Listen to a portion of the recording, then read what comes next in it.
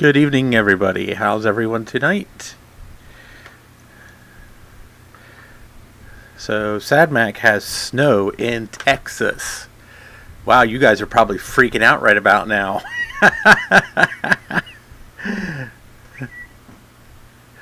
Oh, my goodness.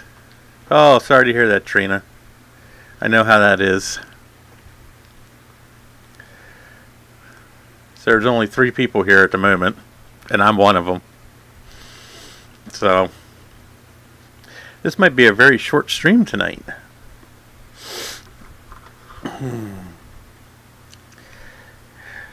Well, hopefully you don't have the coronavirus there, Trina.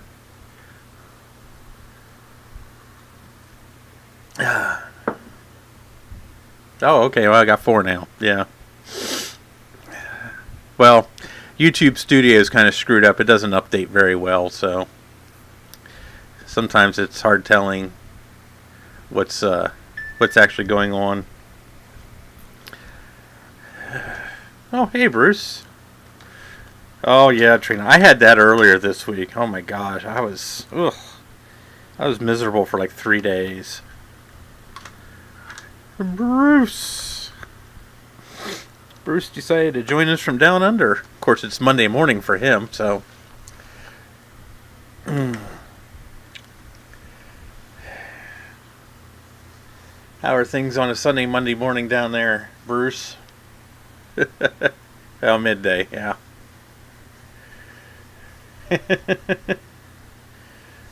Yeah, hopefully, Trina. I was pretty miserable.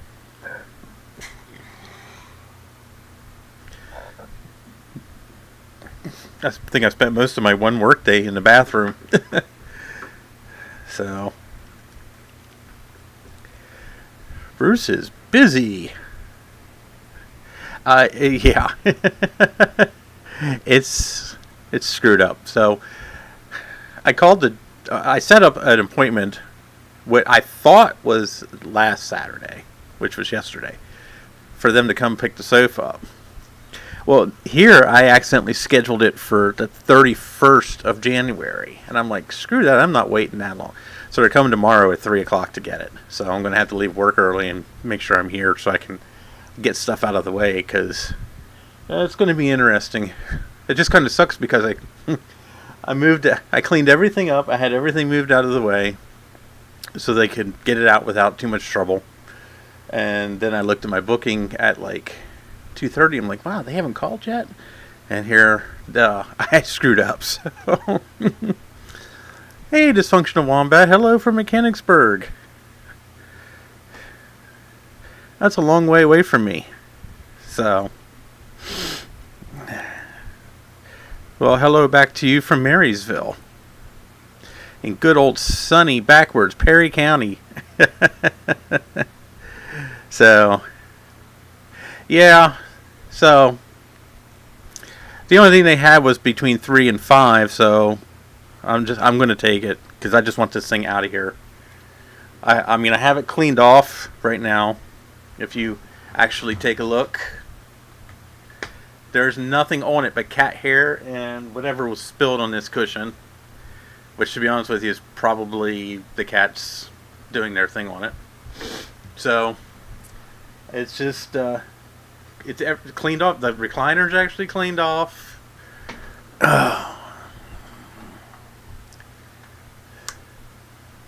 Recliner's cleaned off. And Midna's chilling, just happy as can be up there. So what I'm going to do is, well, I'm going to lose my camera. That's what I'm going to do. So, this is where my desk is right now. Okay. So, this is where my entertainment center is going to go. And then I'm going to move my recliner right back here. And then, over here, you can see the clusterfuck of computers over there. That is actually my entertainment center right there. in this corner over here, and this is like an L shape, so this is like 5-6 feet back. This corner over here is going to be my desk and work area, and I'm probably going to set like a, I don't know, I'm going to move the bookshelf over here where that heater is, because that heater, I don't use that heater. And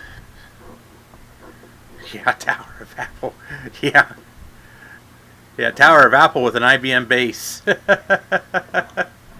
So as you see, it's a bit of a mess over in this corner right now, because I just kind of took everything that was in the way of them moving the couch and just kind of threw it wherever I had space. So I need to work on that.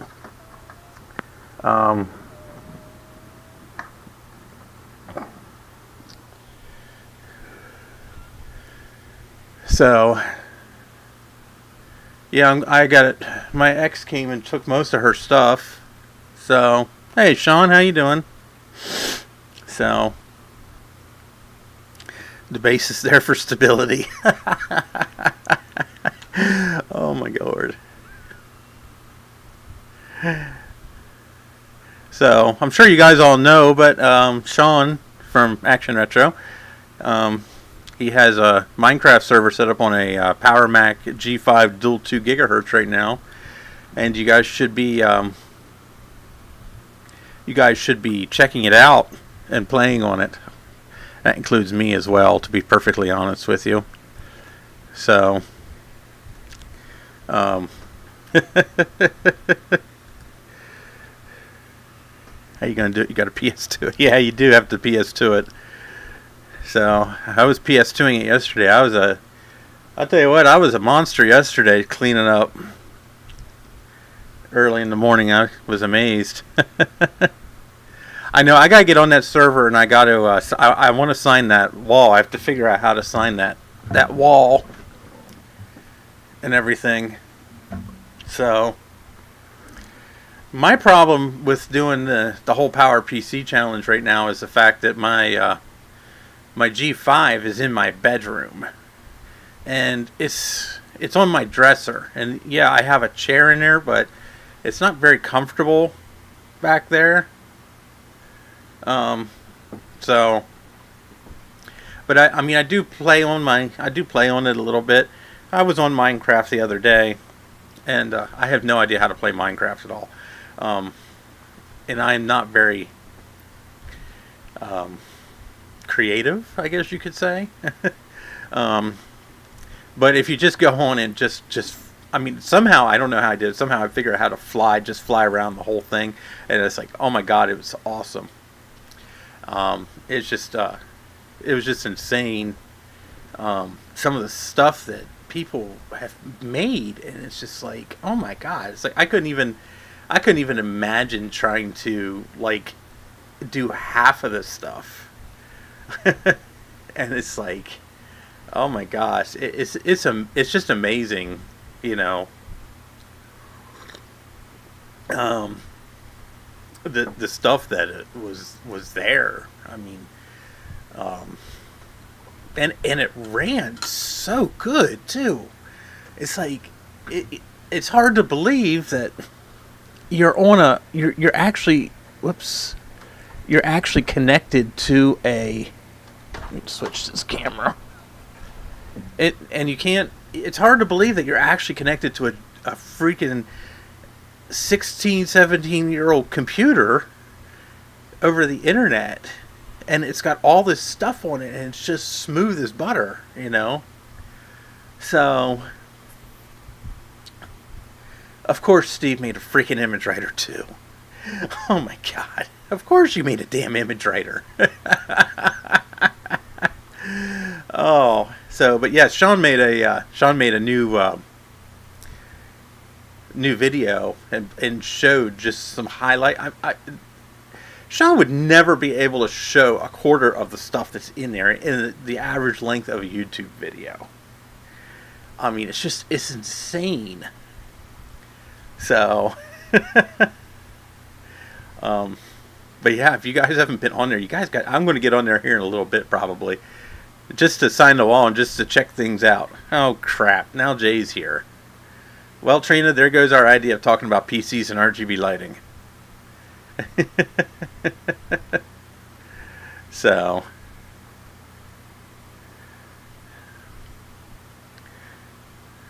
But yeah, I'm working on. Anyway, so yeah, I'm working on that. That's why I didn't stream yesterday, because I thought they were coming to pick the couch up. So I moved everything out of the way, and they were supposed to be here between 1 and 3, and of course didn't show up. Hey Greg, I thought I said hi to you, Greg. Sorry if I didn't say hi to you, Greg. I don't mean to make you feel left out. I didn't say hi to David either. I know that. Hi Dave, how you doing? So, but so things might be a little quiet for a couple of weeks. I'm going to try to do something along the lines here. I really want to put out like a regular full-length video, but part of the problem is the one video I have in the works, I need my PowerBook 3400 for. The power supply died on the 3400, so therefore that's a dead deal at the moment. Truthfully, I need to get out to New Jersey and get some parts. So I have the Snow White iMac that needs a DC-DC board put in it. I have the 20-inch iMac that needs God only knows what. More than likely it's going to need a power supply, if not anything else. I still need a power supply for my Quicksilver. Let me think here, what else? Or not my Quicksilver, my Sawtooth. Yeah.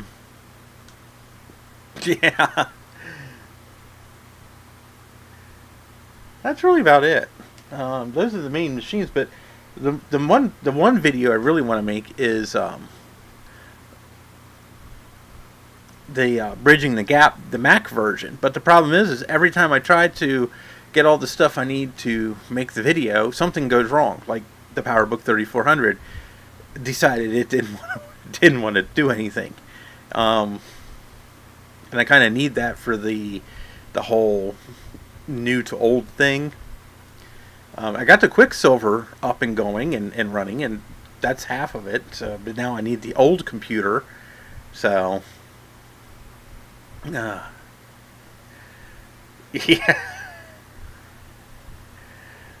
Yeah, the only problem is Steve has highly trained attack rabbits, and I would not want to get in their way.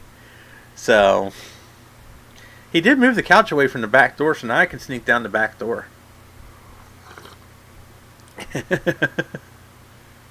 I'd have a better chance of stealing something out of the garage than the basement, probably.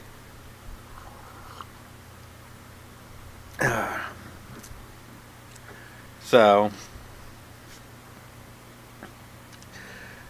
but I do have some cool things coming up.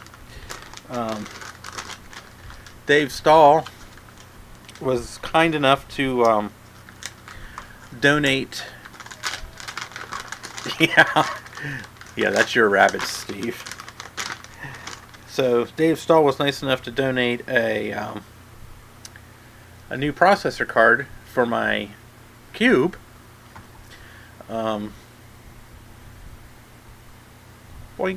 So this is a PowerPC 7410, 500 megahertz, overclocked to 600 megahertz. So this is a 600 megahertz processor card. It's not a huge speed boost, but I mean, 150 megahertz is 150 megahertz on a G4. I mean, it does make a big difference. So the one nice thing about this upgrade is I don't have to do any major modifications to the computer to do it. This is obviously is plug and play. I can plug this in, and it's going to work with the stock heatsink and everything. But I do need to add a fan, or at least I should add a fan. But the 7410 is actually I think the processor they used in the PowerBook.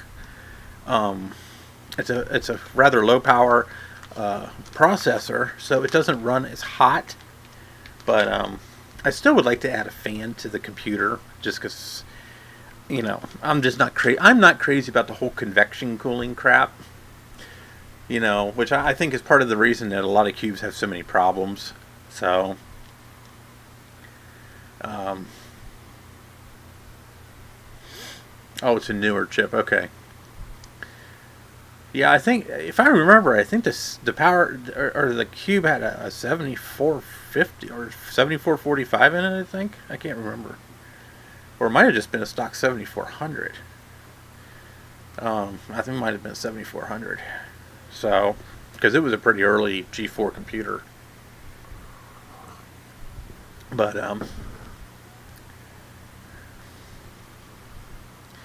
oh, okay. So I have that, and I'm going to source a fan for it. Dave gave me all the information I need to get a fan for it. So we're going to source a fan, and that's going to be a project, but that's a project that I want to wait to do until I get a proper work area set up here in the house. So that's probably going to be a couple months out, but it's there. We're going to be doing it.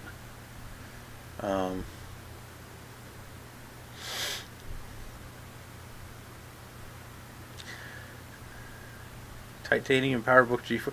See, now I had a 1.25 gigahertz PowerBook G4, and I tell you what, I didn't think that thing ran very hot at all. So, plus the fan does nothing. Well, that doesn't help. So, the lower, in my experience, the lower speed G4s were actually pretty cool running. Not like the coolest, but they were fairly cool compared to, the later gigahertz versions, I guess you could say. Of course, then again, and most of the computers, especially the towers over 1 gigahertz, most of them are running dual processors anyway, so that's not helping. So, hey Thomas, how you doing? What was I saying? Oh yeah, the cube. So that's going to be a thing. When the weather gets a little nicer out, I might take my camera equipment down to my garage and attempt to clean up the case of the cube with my buffer. I'm not exactly sure how I'm going to do that, but I'll find a way. So.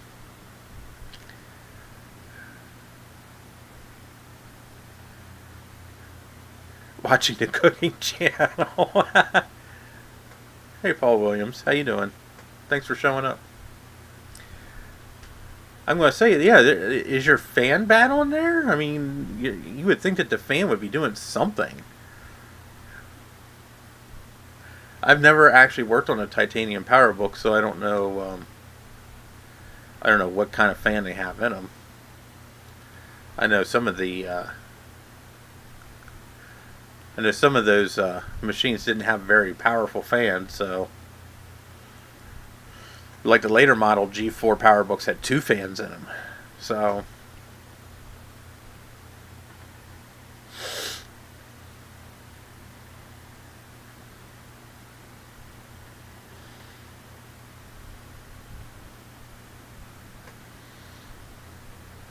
yeah, I like the fans to run at low and medium speed in my PowerBook too, but the problem, or not PowerBook, but my MacBook, but unfortunately the Core 2 Duo in that thing likes to run very, very hot, so it's pretty much, it's always a given that the fans are going to be running full blast in that thing.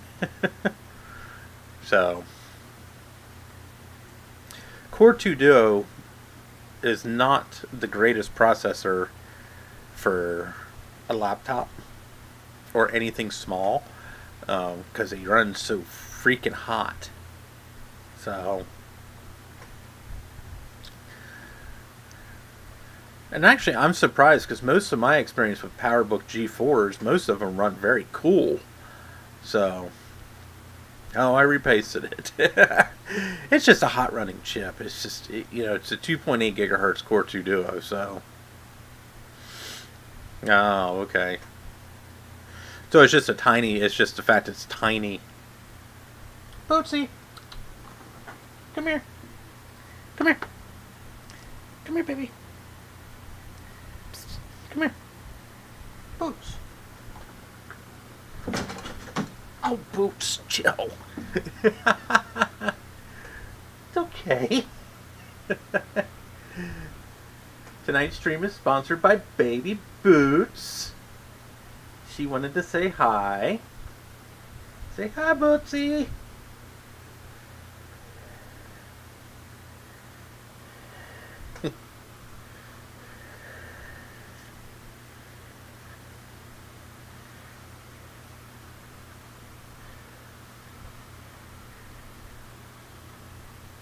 Yeah, Dave. I'm sure that fan controller is probably pretty cool in your cube, because then it's basically like it's basically like our newer computers where the fan just kind of reacts and runs as high as it needs to. So it doesn't, it doesn't. First of all, it's easier on the fans because it doesn't wear the fans out as fast. But it's also quieter because then it's not it's not running the fan unnecessarily. So,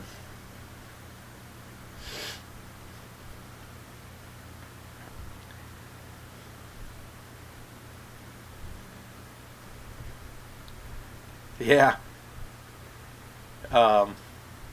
Yeah, Thomas, I have a 17-inch MacBook Pro, a 2009 model. It's a great machine. It runs fine. But it's, oh my God, does it get hot? It's nothing, if you're really pushing your luck with it, it's nothing for that thing to be running at 100 degrees, anywhere between 100 and 105. When it's not really doing anything heavy, it usually hovers around 75, 80, which is normal for a Core 2 Duo. So, I usually have a lap desk that I put underneath it to keep air kind of flowing underneath it, so usually works pretty good. So,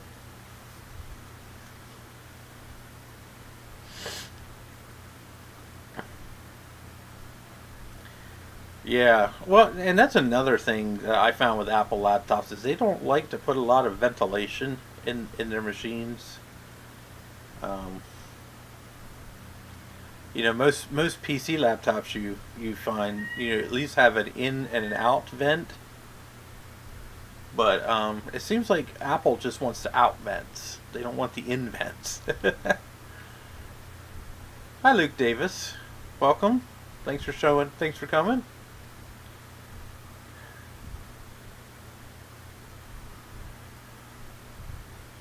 Yeah, a lot of G4s do have, and it's not just the titanium. It's a lot of the older model G4s before, I would say, the Quicksilver or maybe even the MDD. A lot of the fan control is pretty minimal. Like my Quicksilver, this is the old fan out of my Quicksilver. This is the one that actually self-destructed. If you look right here, this is a temperature sensor on the fan. So what this fan does, this fan actually has built-in temperature control. So it's not controlled by the computer. It just has regular 12-volt power going to it. So it's actually controlled on its own. So, and I find that's the way a lot of G4s are, up until the MDDs. So,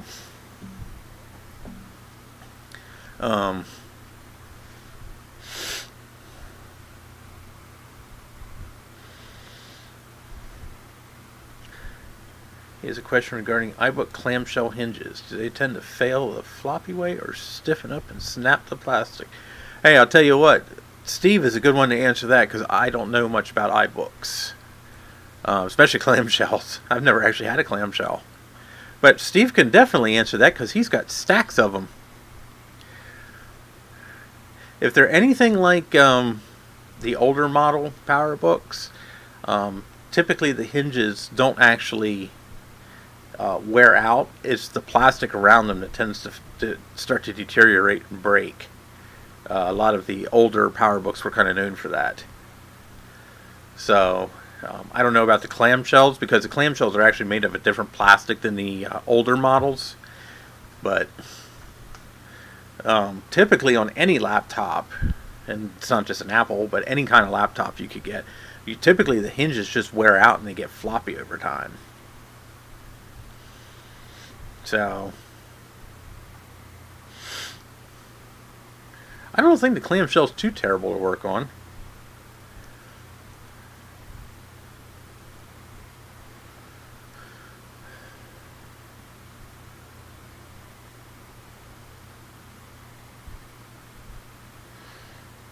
Oh, okay.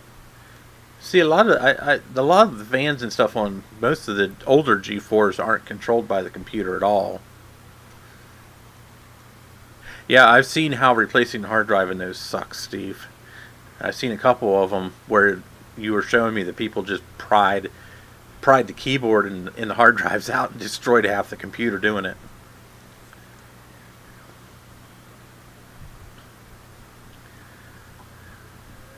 And actually, I think replacing the hard drive in the iBook G4 isn't much more fun, to be honest with you.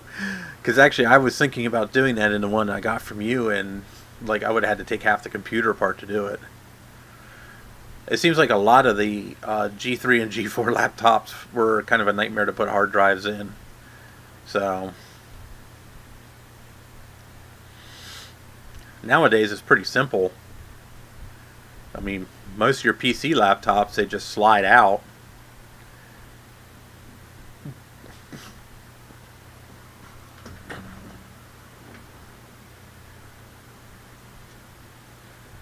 You know, I don't think I've ever replaced a hard drive in a tray load iMac, to be honest with you.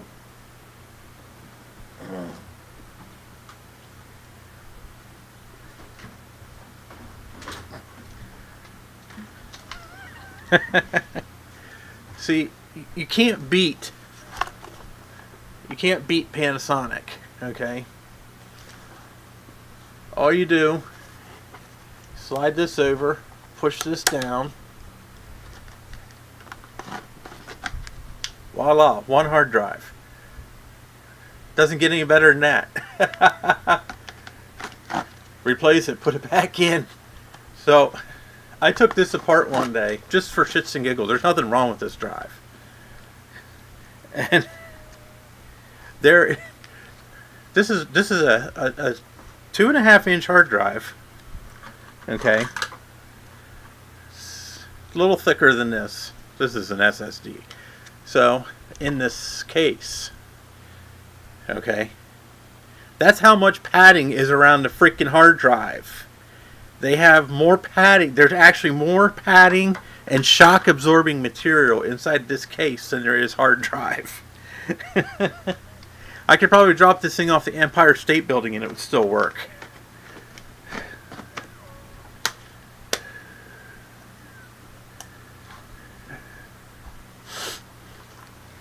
Now, Steve, isn't that the same as putting a hard drive in a 15-inch Mac or PowerBook?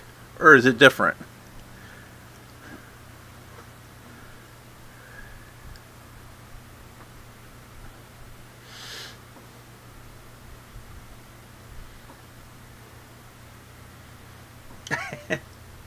I love Toughbooks. They're awesome machines, but oh my gosh, they now this one here, especially.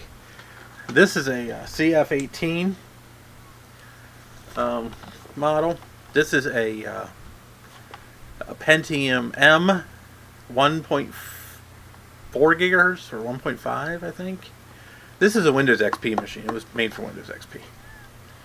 But it's built like a freaking tank. I mean, I could throw this thing anywhere.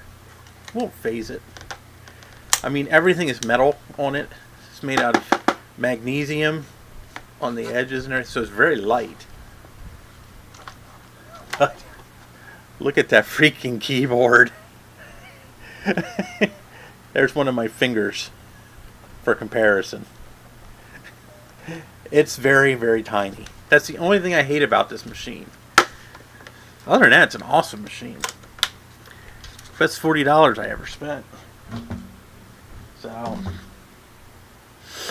and they actually still make the CF18 to this day. They just not the same specs. It's definitely better spec.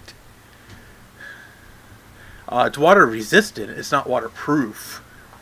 It is water resistant. So,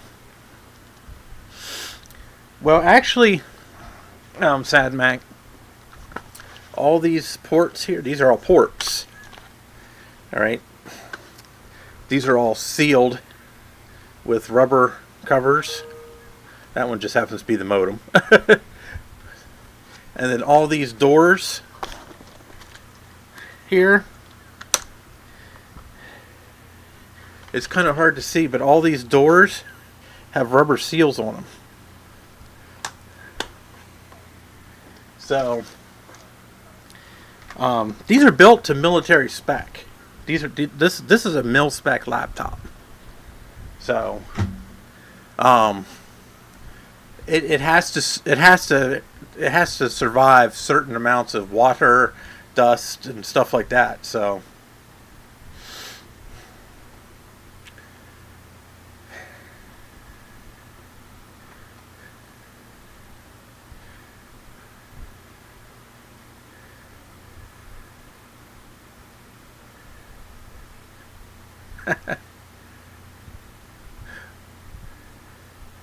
Trina, working on a 15-inch PowerBook isn't really that hard.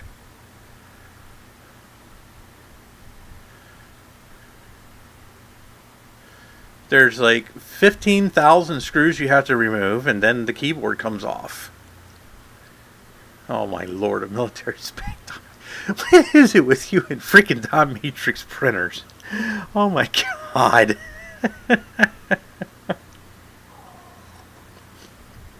Oh my god. Steve, I swear to God, you're obsessed with dot matrix printers. You're insane. Oh my gosh.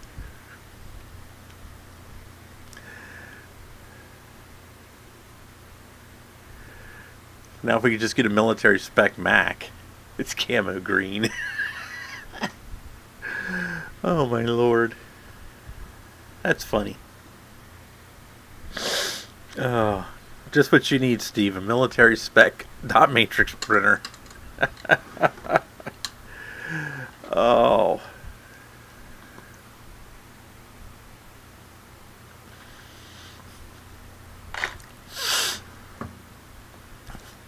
Yeah, Trina, I think there's like 10 screws around the perimeter of it. And then there's like 2 tiny little hex screws on the top up in the corners. And I think there's like 2 more on the bottom. I think. Don't quote me on that. I think they're under the battery. Or under the RAM door. And then you pull what you do is you actually pull the whole keyboard off.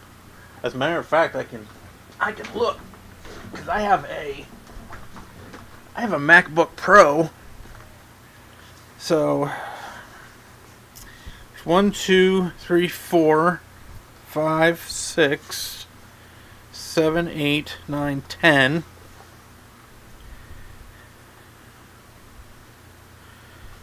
So there's 10 screws on the sides, the back, and the other side, and then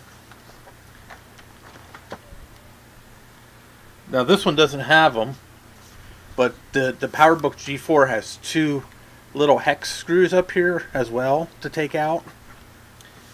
So if you do that, then the whole keyboard assembly should come off. So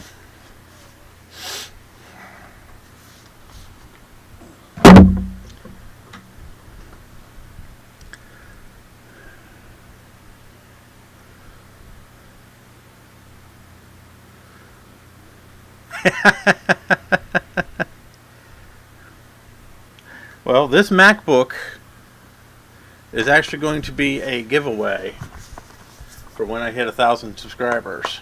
So bear that in mind, guys. 2008 MacBook Pro 17-inch, 2.5 gigahertz Core 2 Duo. So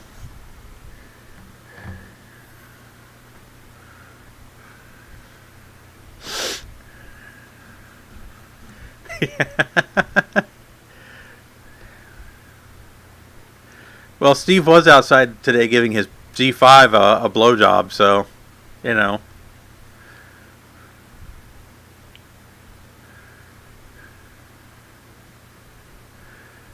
What's that, the MacBook Pro? I think these are NVIDIA's, because that's what mine is.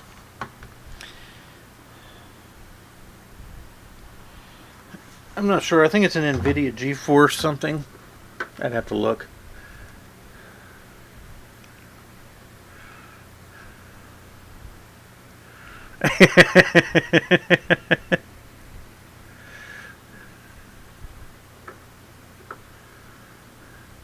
Actually, it might not be as expensive as you think to ship something to Britain.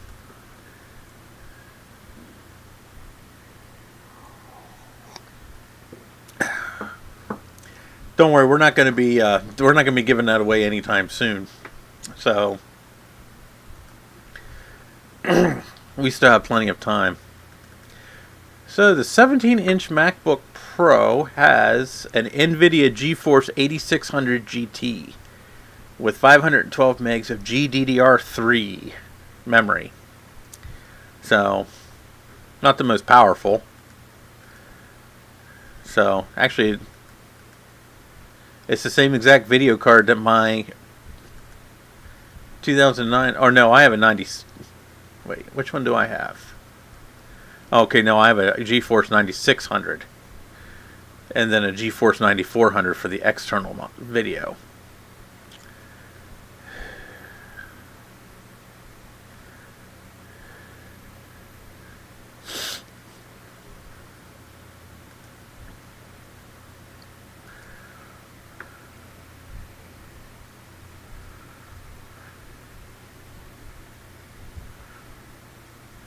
Radeon HD 3400 isn't really all that great. So,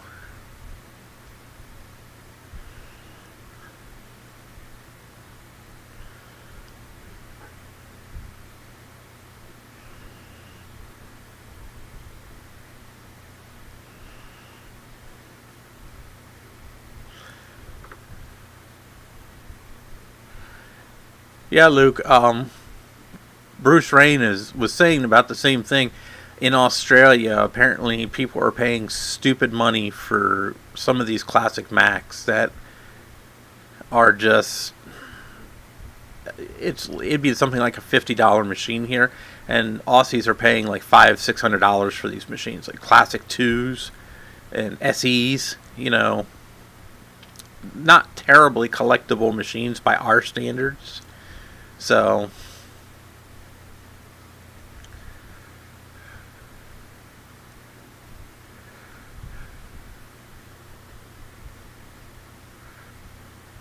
yeah. And that's 500 Australian dollars, not American dollars. That's Australian dollars. So that's probably close to 600 US dollars. So, yeah, it is insane. You know, I told Steve the other day, just to be a jerk, I was going to put my Classic 2 on eBay Australia and just see how much I get for it. I said, if I ever need money, I'll sell it to some Aussie over there. If they're willing to pay me $550 for it, I'll ship it for free. Oh.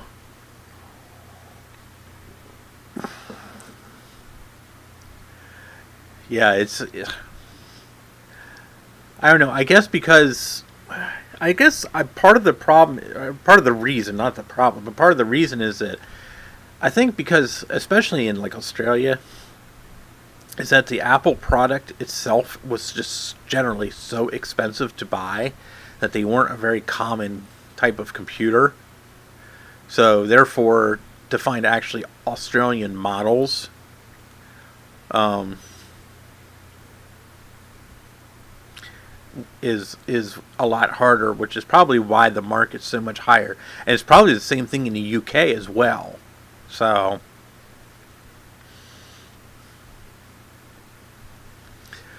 yeah, $385. That's about $300 more than I paid for it, Trina. I don't even think I got. Yeah, I probably have close to $80 in it, with because I bought the computer from Steve and then he recapped it, so I paid for that. So I probably don't even have. I might have $60 in it. So, you know, that's not bad. $75. That's cheap. I was just showing Steve. I was showing Steve yesterday or Friday. There's some guy in Harrisburg selling a Mac SE. He actually shows that it is working, and it actually looks pretty decent. It comes with everything, including a printer, for $300. So,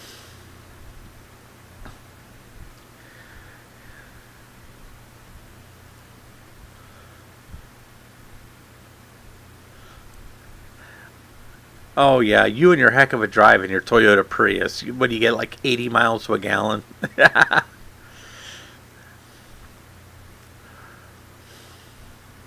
Color Classic 2 board for $64. That's cheap.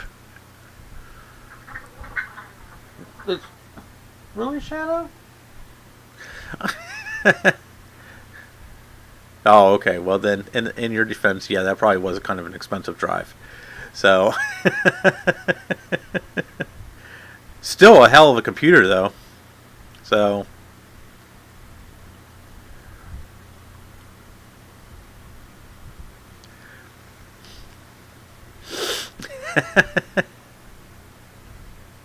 actually, Packard Bell did actually make some pretty cool laptops back in the early days. It wasn't, Packard Bell was actually a half decent company up until, I don't know, I'm going to say the mid 90s, when their quality just took a freaking nosedive. I mean, I used to have when I was a junior high school, we used to have a Packard Bell 386, and that thing was a tank, you know. And, I mean, we very rarely ever had, I don't think we ever had a problem with that computer until lightning strike hit, and that was it. So, it wasn't until I think like the late 486, early Pentium era when their quality just kind of went to shit, and they just decided that, yeah, well, they're just outsourcing everything to China. Oh yeah, okay. Yeah, I wouldn't. Yeah, if it's a Windows ME era Packard Bell, yeah, I wouldn't waste my time. If it was like a 386, maybe an early 486, maybe even an early Pentium, I'd probably say get it. But yeah, a Windows Millennium Edition machine, yeah, that's right at and you're talking right at the end of Packard Bell's life, because I think they quit making computers in like 2002. Maybe even sooner. I don't even remember. They just kind of faded out of existence. So,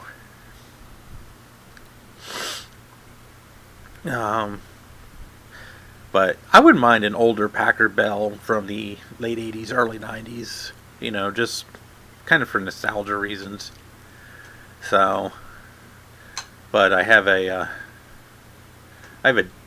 of course I have I have two IBMs, and then I've got my digital Venturis. So, ew. Oh, that's right. Acer bought them. That's right. Acer bought them. And who else did they buy? They bought E-Machines. I think it was E-Machines. Because I think E-Machines was actually part of Packard Bell, or I don't know. All that crap gets so confuddled back in those days. It's like 1,000 different companies making computers, and it's like Gateway. That's who it was. Acer bought Gateway. I remember that, because Gateway used to make some really awesome machines. So,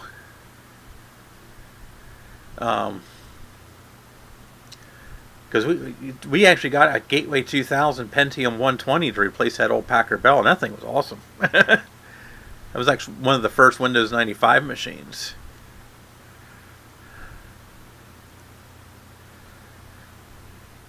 Yeah, well, maybe it might be worth getting, if it's cheap enough. It's a laptop. It's not like it's that hard to store. I keep all my laptops on a bookshelf for crying out loud. I just have them sitting in a bookshelf like books. But yeah, AMD Durons in that era of machine just, oh my god, they just blow. So, I have a HP here that I use as a bridge machine. It's fine for what I use it for, but I wouldn't want to do anything heavy duty on it.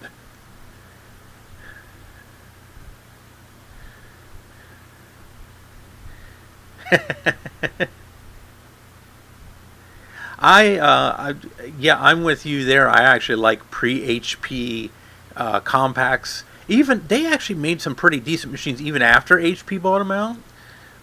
But yeah, some of my favorite machines besides IBM's were actually compacts. So I had several compact portables. I used a Compaq Desk Pro 2000 for probably the better part of 6 years as an internet sharing gateway. That thing had a Pentium Pro 200 in it, ran Windows 95. I love that machine. That thing was awesome.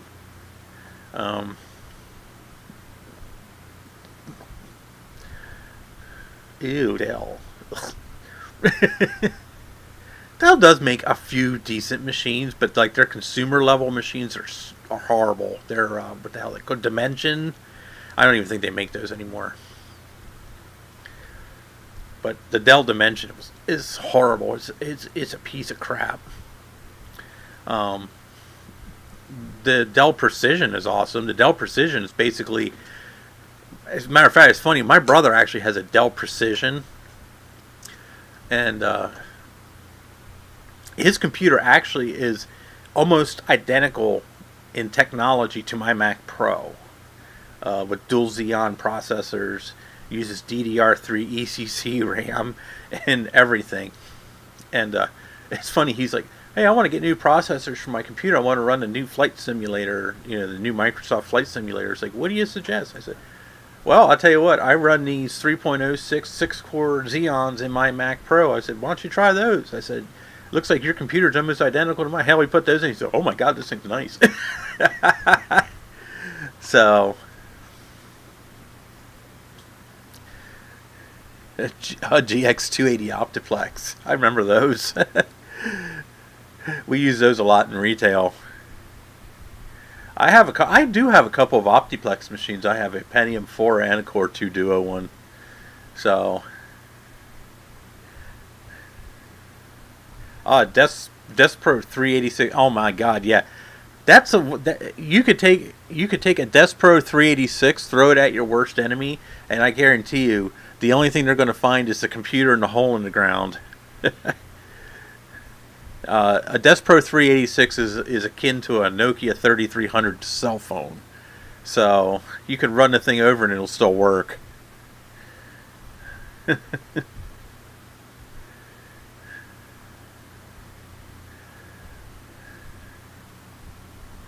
I wouldn't mind an old Desk Pro from back then, to be honest with you. They were really good machines. Yeah, Compaq made a lot of good machines way back in the day, and it's actually a shame that they're not around anymore. And that HP did away with the name, because Compaq was actually around before. Wasn't around before HP, but they were making computers way before HP ever was.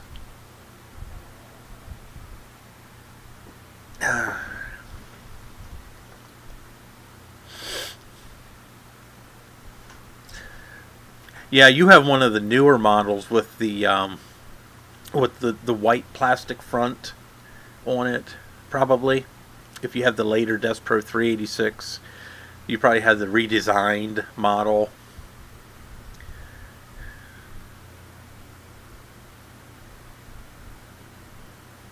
Oh yeah, I forgot about that, Steve. I can't remember what that is. Yeah, we got to take a look at that. Del Vostro. I don't even know what a Vostro is. I am assuming that's their new home version, home line of computers, because that seems to be where I always find them. I've never seen them in like businesses or anything. I always see Optiplexes. So, yeah, so basically like the Dell Dimension. Yeah, the Dell Dimension was a despicable machine. I've seen Dell Dimensions were just so cheap. I've taken so many of those and stripped them down. The cases are cool. I actually kind of like the cases. I used to repurpose the cases for just generic ATX motherboards and stuff, but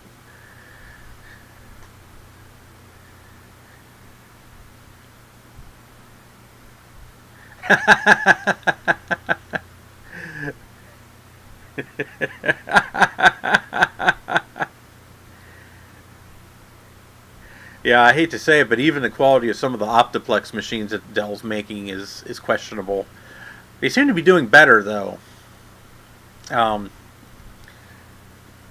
I used to work for Sunoco, and we all had Dell Optiplex computers for our our office machines, and they were constantly going. The power supplies and those things were constantly dying.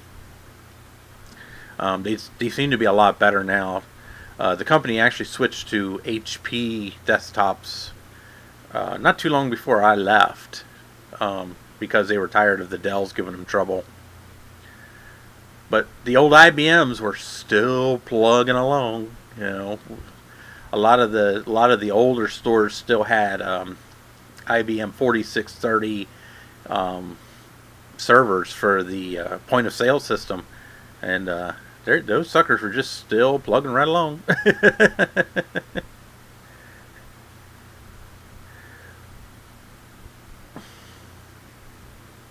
Now the 2014 Optiplex that you have, is that like a full size tower, or like one of the mini PCs? Because the mini PCs are the ones that I seem to find have the most problems. So it was a decent machine. It was a pretty good running machine. It was only a Core 2. The one we had was only a Core 2 Duo. Um, but I mean, it wasn't horrible. It ran Windows 7, so it wasn't too bad. Um,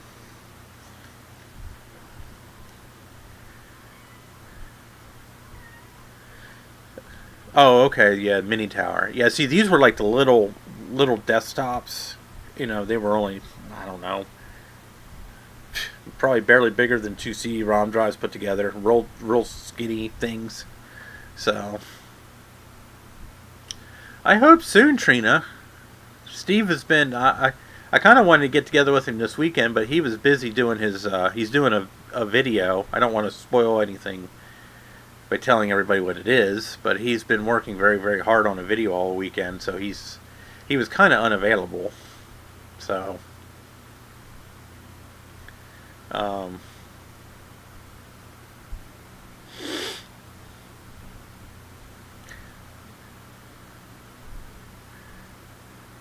yeah, Core i5 is not bad. It's actually a pretty decent CPU. I have a Core i5 in my Mac Mini at work. It works okay. I mean, it's not going to win any races, but it's not bad.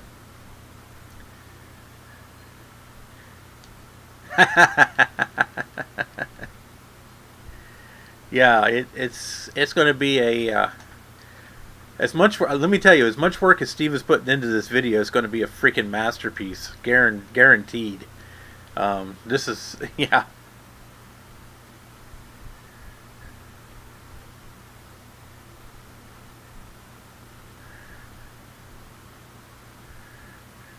Oh, the ultra small form factor. I actually have a couple, not the Dell ones. I have some other ones. Basically, they're like almost like thin clients. You could call them. They're so tiny. I mean, they're a full blown PC, but they're I can't remember what process. I think they have Atoms in them though, not Core 2 Duos.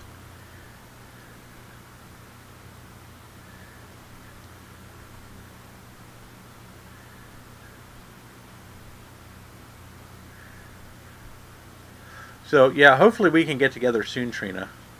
I really got to get together with him anyway because we need to. I got some things that need to be fixed, and unfortunately, Steve is the one sitting on all the parts. The little hoarding twerp.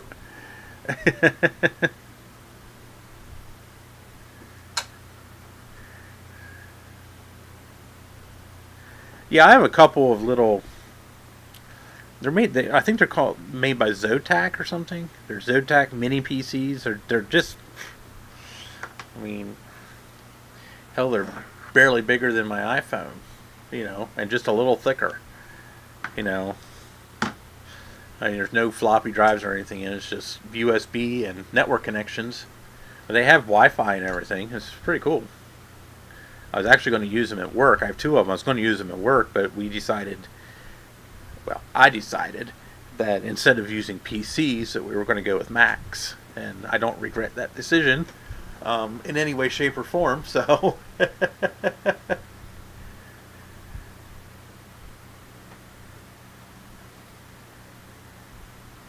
yeah, Luke, that's the same problem that I have with the iMac G3 Snow that I have here. I'm pretty sure it's the DC to DC down converter board that went bad because if you go through and if I actually did a video, I did a live stream here not too long ago where I was actually probing inside the machine, checking for power, and actually going through the actual service manual. Um, and judging from what it was saying that most likely the power supply is good. So the next logical point of failure is the DC down converter board. So that's probably what it is. Yeah, and you're probably right. It probably is faulty capacitors. So, oh well, then you might need a analog board power supply in yours. So, but yeah, I mean, mine's probably because of failed capacitors would be my guess. So, yeah, my Ruby works. It's falling apart, but it works. It's actually kind of sad. It's like the Ruby iMac that Steve got from a scrapper, well, from the e-waste facility, is is working perfectly after I put a hard drive in it in memory. Works perfectly.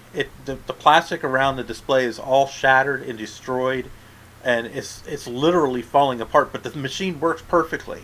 And then I have a Snow iMac here, a 500 megahertz one, that has a perfect case. There's no cracks in the plastic anywhere, and it's freaking dead.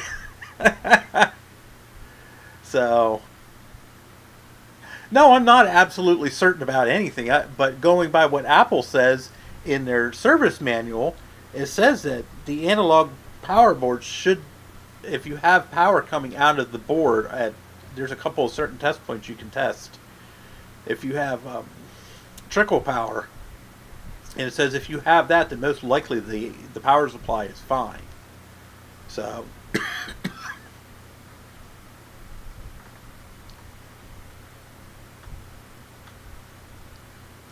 I'm not exactly sure. I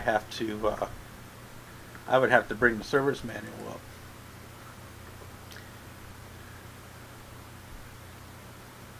Give me a second here. I gotta wait for this hard drive to spin up.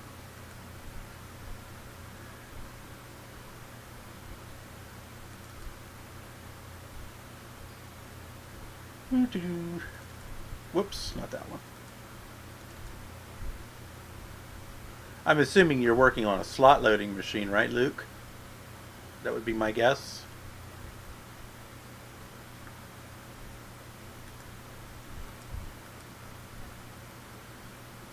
iMac goes summer '01.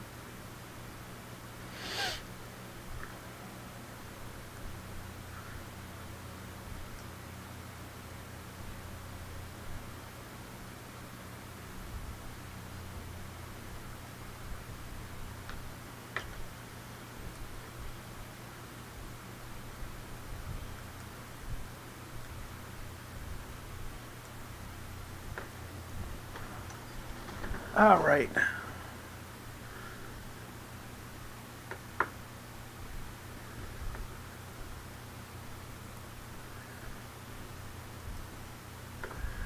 I'm going to switch to my screen here. Whoops, that was the wrong screen. Let's try this screen. So,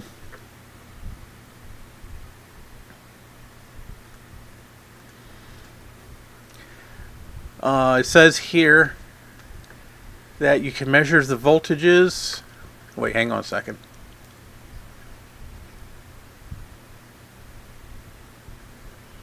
Oh, okay, here we go. So right here it says test. Here you test J9 for 5-volt trickle power. Here we go. Now you should be able to see it better.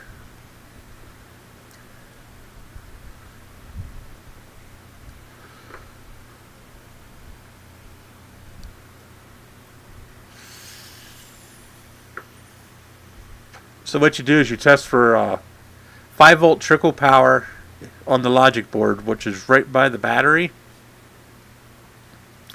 If you have a plus 5-volt reading on the logic board, it means the power supply is providing the necessary trickle voltage to the logic board.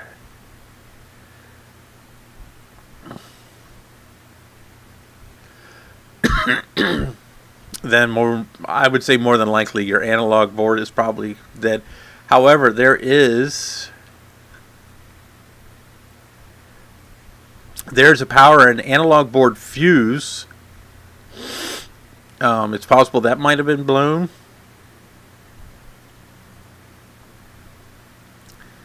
Other than that, you're probably just going to need a new power and analog board.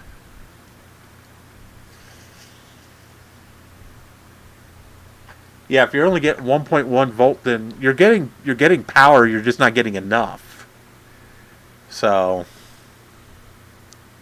yeah, that's part of the problem with these things, that they just.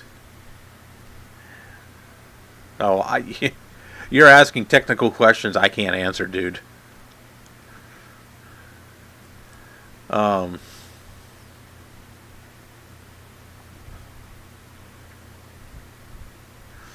There's some tests that they show you, but you can only test if the machine's powered on. The only I don't have a computer apart right now to look. So I don't exactly know what all is on the down converter board. So I don't know exactly how it works. All I know is that this board here, if I'm right, basically just provides. It takes the higher DC voltage and converts it down to the lower voltages that are needed for like the memory and the processor and whatnot. It's basically like a regulator board, you could say. So, but that's about all I can't really tell you too much more about its operation or anything like that. That's a little beyond my technical abilities at the moment.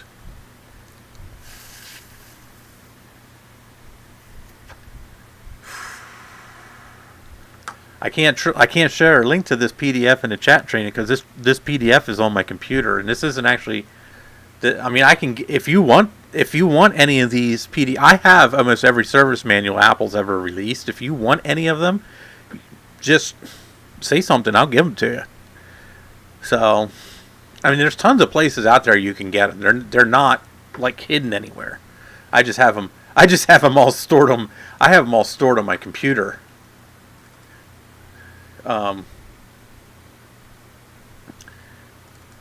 We go into here.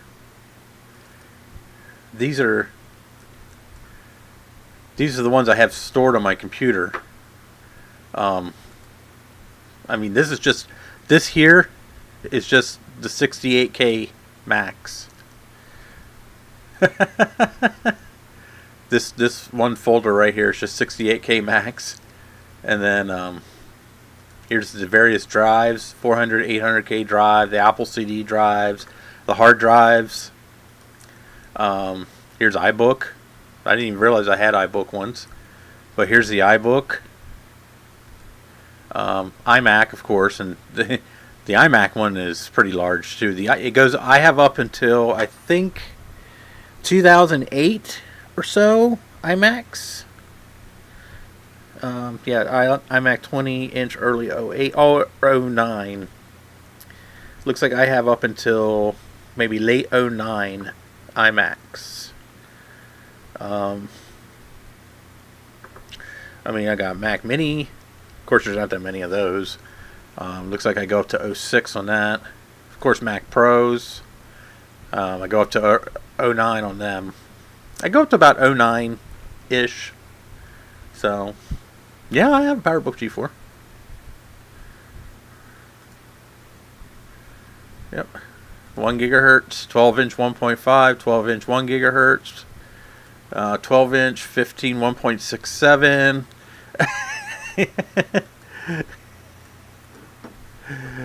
These ones that are highlighted here, Trina, are just PowerBook G4s.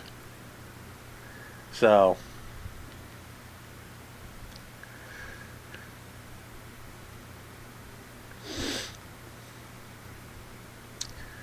you can get an image of Mac OS 7. Or System 7.1 off of Macintosh Garden. There's nothing special for the Quadra 700.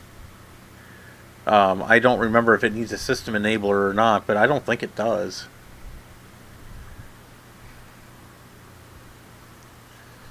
You need a 15-inch 1.5 gigahertz. That's probably this one right here. PowerBook G4 15-inch Firewire 800 1.5 gigahertz.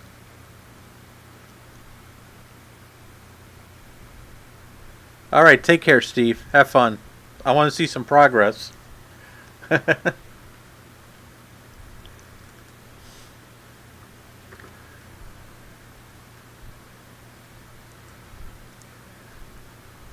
Yeah, this is probably the one you're looking for, Trina.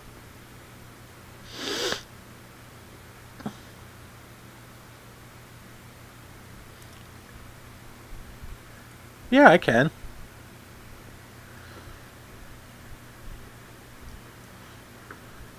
Yeah, it's not a very big file.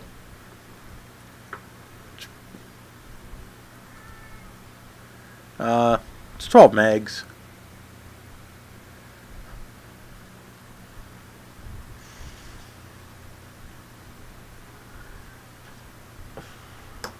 Well, if your floppy drive's broken, you have to fix it.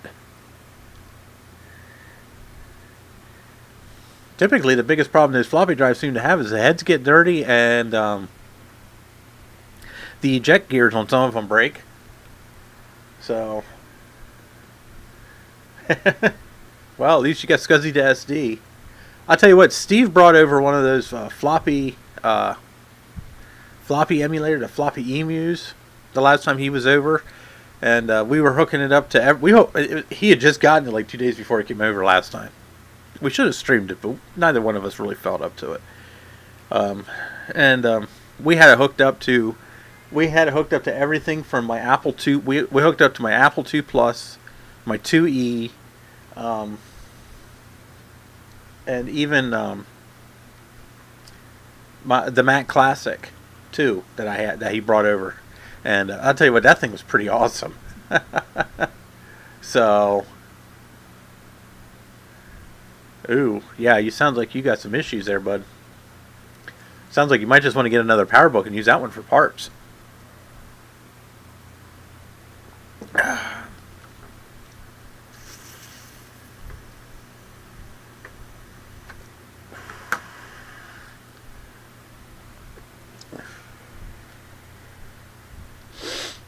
Yeah, I mean, it's only going to be an 800K drive on your GS, but it'll work. You know. Oh, that's true. I'm sorry. I forget you're not in the United States, so yeah.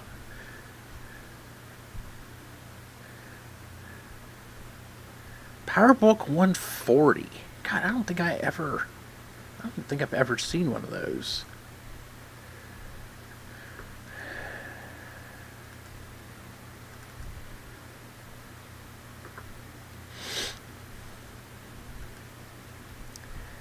I've played with 150s. I have a 160 and a 165 and I had a 170 at one point. I don't think I ever had a 140 though. That's a really early. That's a really early one.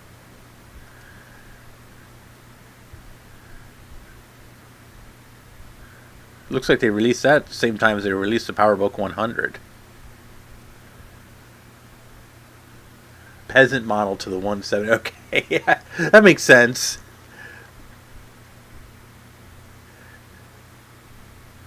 All right, Thomas, take care. Enjoy your dinner.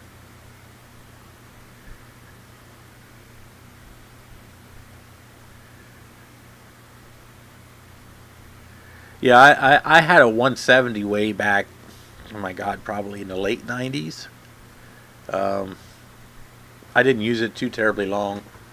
I replaced it with a 540C.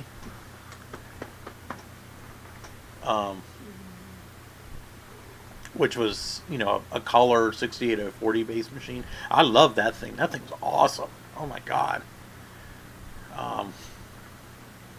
I've never been a big fan of the trackballs. I've always had issues with the trackballs on the PowerBooks for some reason. So,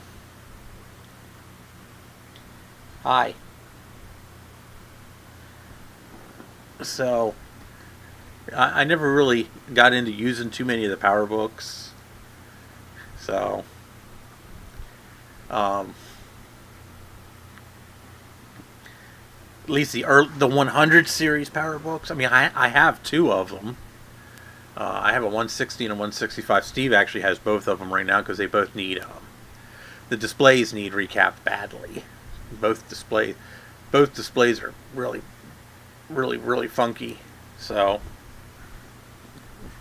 the 160 is much worse than the 165.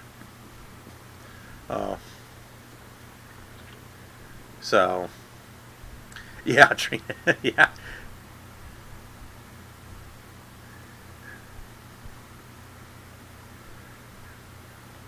There you go. Duos are cool. I used to have duos too. The 280C Duo. That's a really nice machine for an 030 machine. I had one of those for a long time. I used to use that right alongside of my 540, but I always preferred the 540 because it was much faster, and it had a trackpad, not a trackball. The trackpad just was much nicer for me. I like the trackpad a lot better.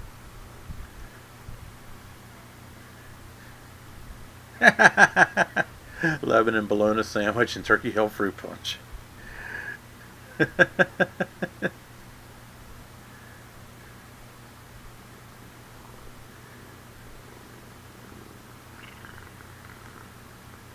Yeah, well, the 100 series laptops were actually really good with the hinges and stuff. The plastics were actually really good on those.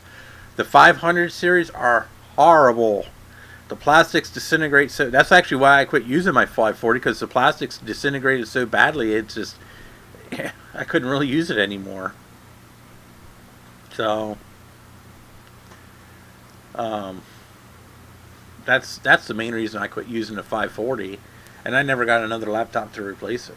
Well, unfortunately, you know, I actually never even owned a power Mac, power PC based laptop until I bought this 3400 off of Vrij. So, PowerBook 100 is not that great.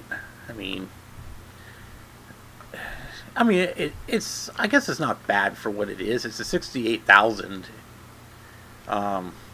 machine. It's basically an SE, a portable SE.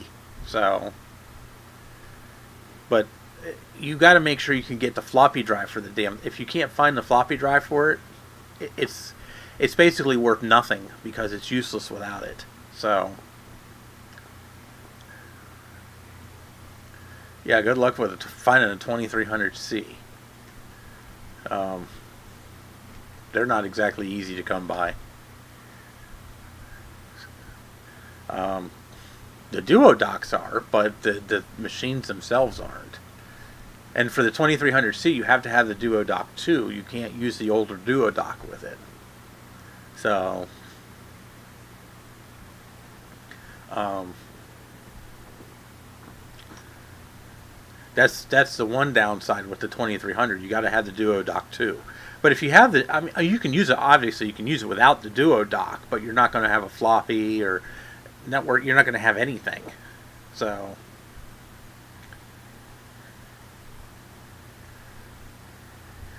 well, if you want a 68K laptop, I mean, if you can find a 500 series that's in good shape, then I would suggest getting one.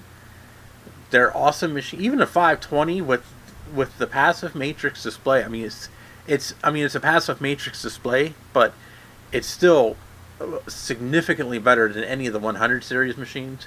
Otherwise, I would suggest getting a 170, a 165 or a 170. They're both good machines. I mean, I have a 165 now, and I had a 170 before. And the only thing I didn't like about them was the fact that they had trackballs. So,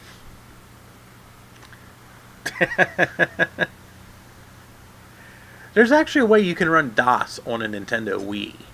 And I really wanted to try it, but I don't have a Wii anymore. I have a Wii U, but not a Wii. So, I'd actually thought about getting one just to try it, just for shits and giggles.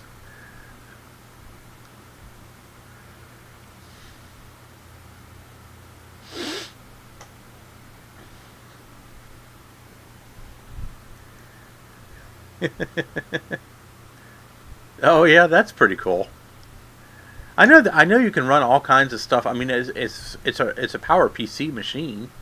It basically runs, what is it? I think it's a variation of a G3 processor, more or less. Um, I mean, they use IBM processors on them. So it's basically just a RISC machine.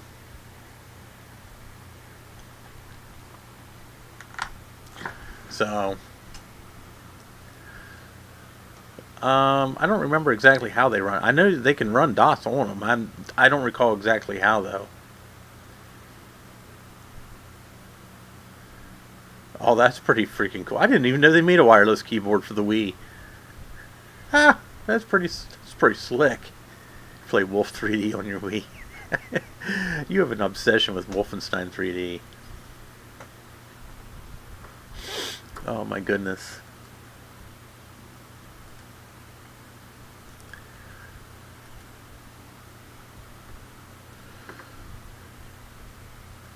Yeah, I'm not exactly sure what they how they run DOS and stuff. I don't know if it's emulated um, or what, but running Risk OS is risky. Oh my gosh, that's funny. Never played with Risk OS. Oh, I remember I used to be kind of obsessed with Wolfenstein 3D, and then Doom came along, and I kind of gave up on Wolf 3D. I mean, I still play it from time to time, though. I like Return to Castle Wolfenstein. I think that's a pretty awesome game.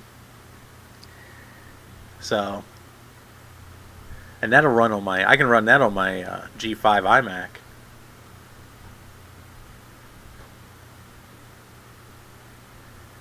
You have a monorail all-in-one PC. Oh my gosh, that's pretty cool. I mean, the computer's a piece of crap, but it's just the whole form factor and the idea of the machine is so cool.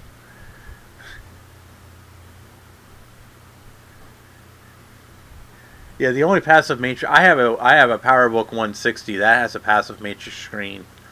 My my 165 has an active matrix screen, but both of them have iffy screens. The 160 is really bad, but the 165 isn't horrible. So, but those are the only machines I have with passive matrix screens. I just I can't deal with the passive matrix screen anymore. You know, at my age, I mean, I just had to get a 32-inch freaking monitor for my computer just so I could see what the hell's going on. So I was actually playing the Mac version of Wolf 3D the other day on my iMac.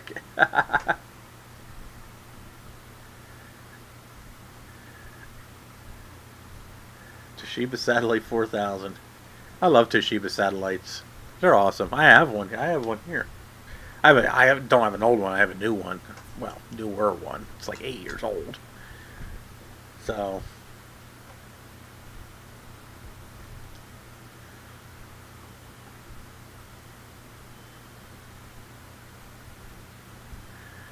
yeah, but the problem is most of the time when I'm doing something on a passive matrix computer, I'm trying to play a game or something. But yeah, you're right. Mouse trails do help. So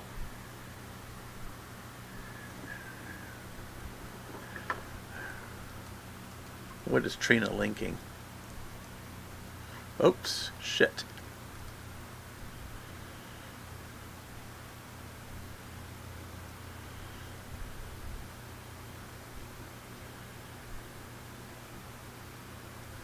Alright, let's not do that again.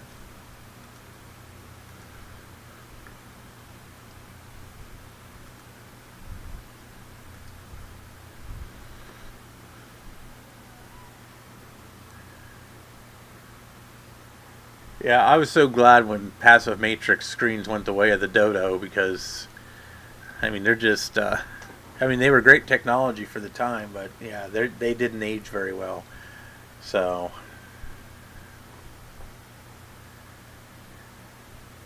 Mitsubishi Electric CX. You know, I don't think Mitsubishi ever really got into computers here in the United States.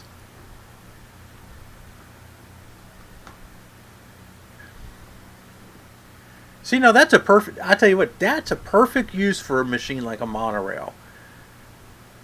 That's like the perfect. You're right. Put a network card in the thing. That's a perfect use for it.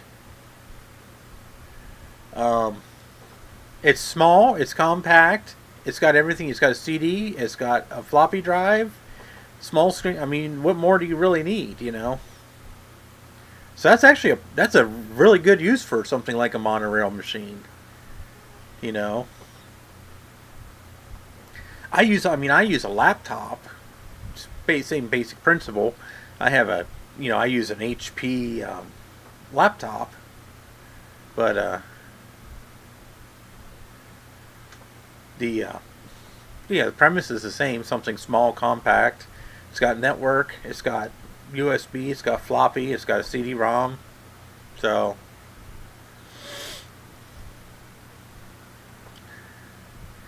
the CD rewriter. Well, it should just have a regular. Doesn't it just have a regular CD drive in it, like a regular size CD drive, or is it something special, like a laptop style drive or something? I don't remember. I can't remember what they used. I thought they just used off the shelf parts for the most part. So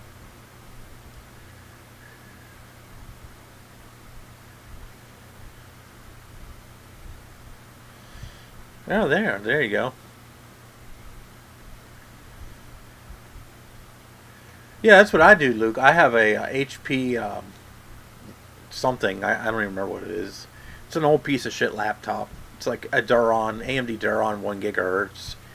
It runs Windows XP. It's a piece of junk. I mean, it's missing keys on the keyboard, but everything works on it. The floppy works. The CD, or actually, I think it even has a DVD-ROM drive, and it has it only has USB 1 on the computer, but it has a PC card slot, so I can use my Adaptec Duo Connect, which will give me USB 2 and FireWire 400.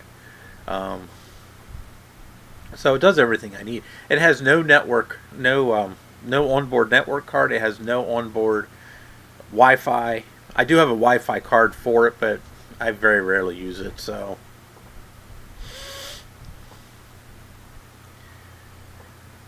okay, yeah, that's what I thought. So you should be able to put a regular burner in it. You find a regular CD burner shouldn't be too terribly difficult. I mean, my God, it's like everything uses them. So hell, you could probably even get a DVD burner for that thing.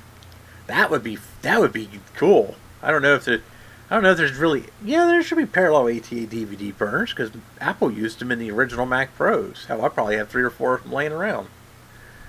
Now to think about it,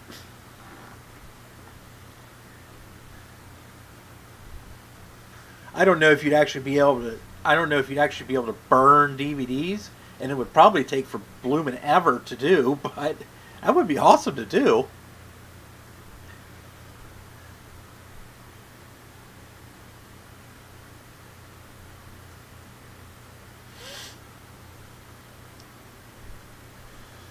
I've never seen a Mitsubishi computer.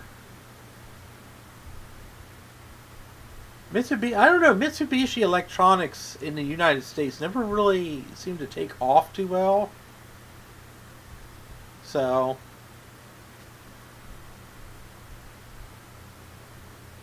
yeah, it's true. Windows 98 should be able to burn a DVD. It'll still take forever. 4.7. I mean, if you're burning the whole size, which 4 plus gigs, but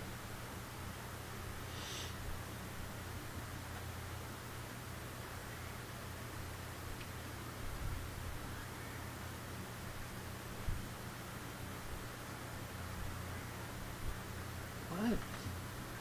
What? Oh yeah.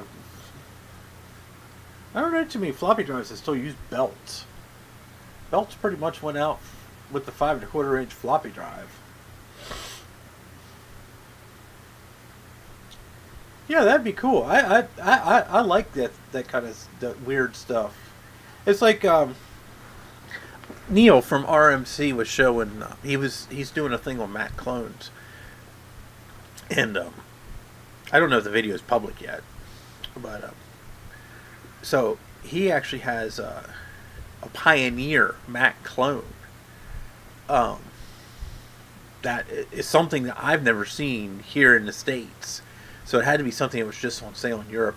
There's so many things that are available like overseas. Well, for me, overseas that weren't available here. And I like seeing what was available in other places. So yeah, that'd be cool. It'd give me a reason to at least get on Discord. I don't get on Discord very much unless I actually have a reason to. So, but it would be cool to yeah, it'd be cool to see. I like that kind of odd stuff, you know. I mean, I'm a Mac guy. I do appreciate PCs, but typically for me to like really want to do anything on a PC, it's got to be something that piques my interest and kind of um, something different, you know. Like the monorail, you know, that would be a machine that I would definitely want to collect, you know. I'm just not into the generic beige box thing. Just doesn't really hold my interest.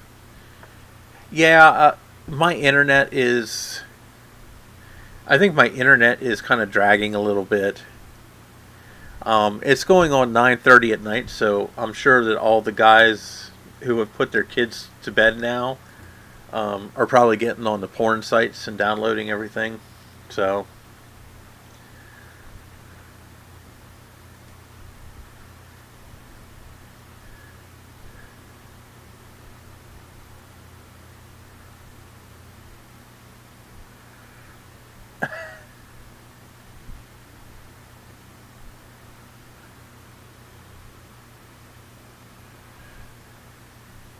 yeah, IBM's my favorite, especially the PS2s. I'm obsessed with PS2s. So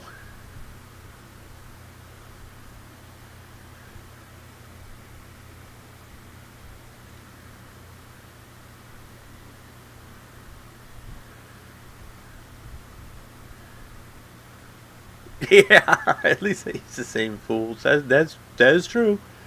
They do. I actually still have my compact. I don't know if you guys have seen it in my streams. I don't know if I actually showed it off or not. I actually have a compact branded screwdriver with interchangeable bits that's made specifically for working on their laptops.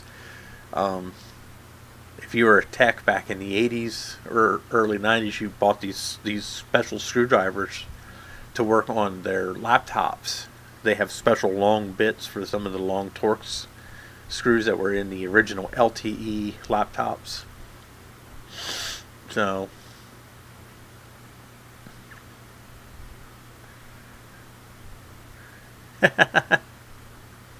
I am so jealous that you're close enough to computer reset that you can actually go there. That just, it truthfully just pisses me off.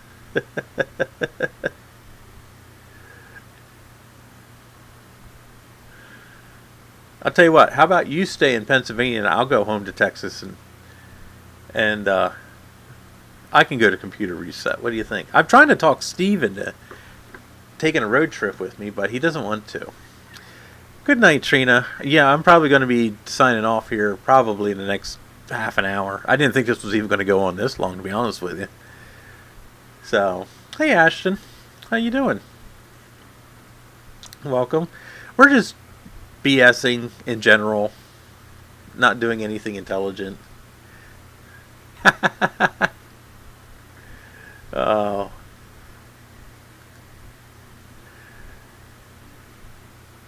Yeah, I'm trying. I keep trying to talk Steve into taking a road trip with me, and we both split the cost and just make like a little mini vacation out of it. I mean, he's got the minivan, so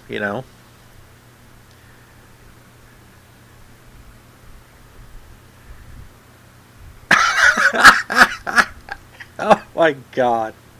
No, I wouldn't hurt you. But if you're here until the 26th, if you ever want to get together, just let me know. Shoot me a message on Facebook or something. So, you know where I'm at. I'm not too far away.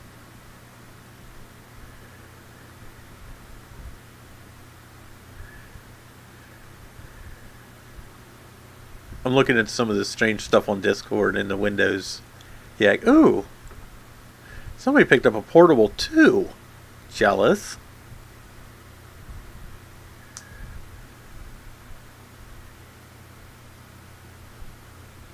What is the best way to image entire hard drives and store them? Well,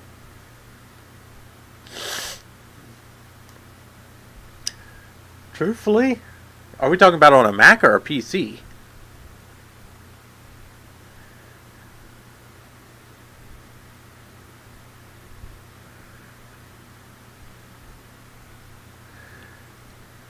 Because if you're doing it on a Mac, you can just do it with disk utility or carbon copy cloner.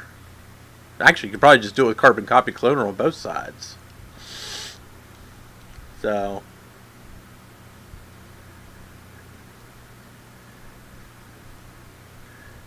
oh, that's cool.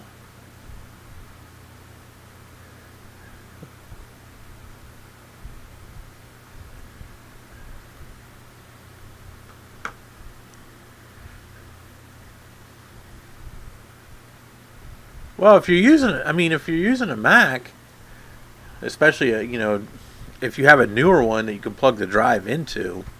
I mean, I just use my Mac Pro. It doesn't matter what kind of hard drive it is. I have a USB adapter. I mean, I have a dock on my desk that I can plug a SATA drive into, either 3.5 inch or 2.5 inch. So those are easy. But now I also have an adapter that goes into USB where I can plug either a standard parallel ATA drive for a 3.5 inch drive, or I can plug in a parallel ATA 2.5 inch laptop drive, and it just shows up on my computer as a USB hard drive, and then I can just use disk image or carbon copy cloner to make an image of the drive. So yeah, carbon copy cloner is awesome. I thought there was a PC version of it. I mean, I've never used it.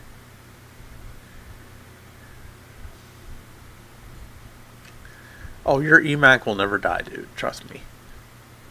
They just get finicky, but they never die. Yeah, you could use a MacBook Pro if you have enough room on the hard drive to store it, or you have an external hard drive to store it on. So,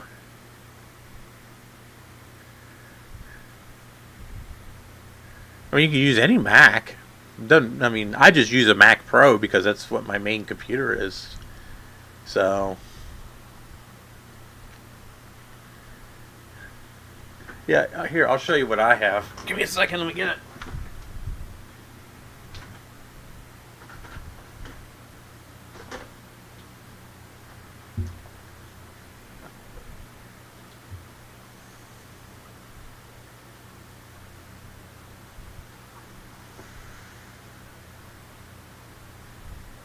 So I have this I have this little widget here. Let me get closer. So it's a USB 2 plug, and then on this side it has the laptop hard drive, which actually takes power off of the USB. And then on this side it has the standard 40-pin IDE, which I actually have I have a power supply here with a Molex 4-pin plug on it that I can plug into the hard drive to power it. And then this one also has serial ATA, although I don't use it, but it does have it. So, but I use this whenever I have to back up a older model hard drive. I don't know if I have one here. Let me see. No, that's SATA. I'm sure I have one in here. Yeah, here we go. Yeah, so this is a 500 gig parallel drive, and it just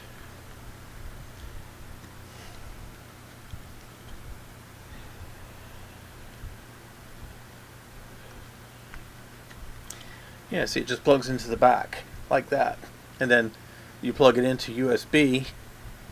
You have to give it power, obviously, which I have a power supply. That's buried right now. But yeah, it just shows up as a regular USB hard drive on your desktop. And then you can use Carbon Copy Cloner on the Mac to basically image the drive. And it doesn't matter if it's Mac or PC. It's just going to make a sector for sector copy of it. So if you're doing a large drive like that, you need to make sure you have enough space on your computer. So I used to have a couple of them, and this is the only one I have left that's actually still intact. Yeah, a couple, mine fell apart too. I used them so hard. So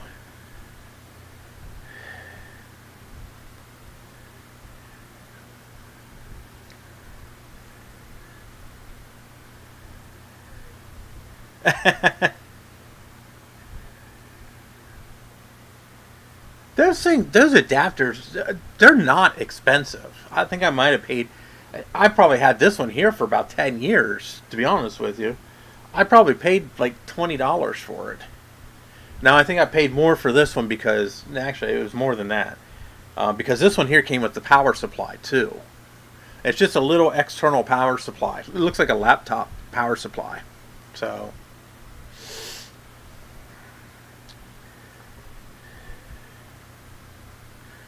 Bigfoots. I like Bigfoot drives. Unfortunately, they're not the most reliable. They're pretty good drives though.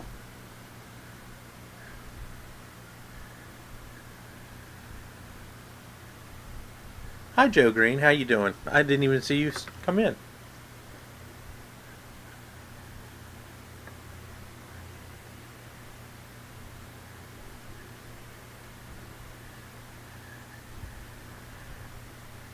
Ashton got a 20 meg external Rodime hard drive to come back from the dead. That's impressive. That's actually pretty impressive. Those drives were pretty unreliable.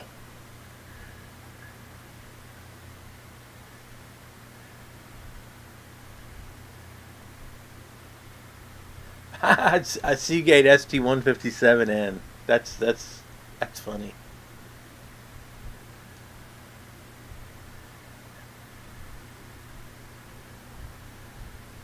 Joe, all the stuff from the couch is spread all throughout my living room right now because the couch is going bye-bye tomorrow. So,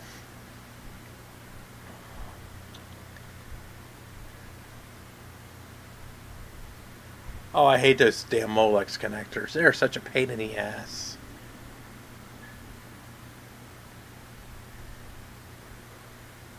Especially on some of the, like if you buy like a generic, it's not so much of an issue nowadays, but like back in the 2000s, you get one of those cheap generic power supplies or something with one of those crappily made Molex plugs on it, and you have to sit there and you fart around with it, wiggle it around, get the damn thing to work, or you finally get it, want to go to unplug it, and you gotta frickin' pry it out. Oh my god, I hated that.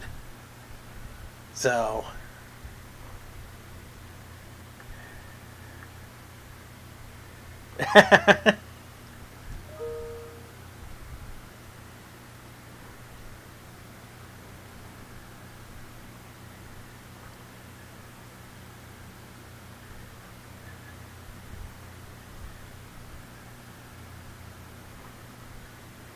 Death Star.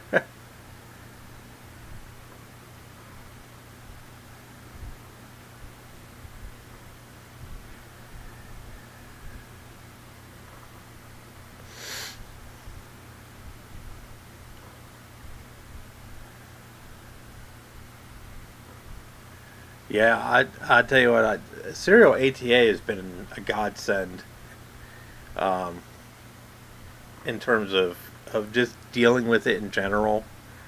I mean, it's like night and day comparing the cables in general, and I mean, cable management so much more pleasant nowadays. So, and it's just so much easier to deal with the serial ATA versus the old parallel ATA with the big ass ribbon cable and 4-pin Molex, you know. And of course now you can, you can have hard drives the size of this. The connectors are so freaking small. So, and it's amazing.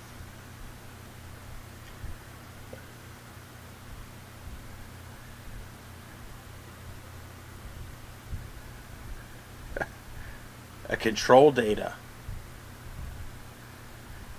I don't know. Most MFM drives spin at 3,600 RPMs. It probably just, if it spins more than 3,600 RPMs, I'd be surprised.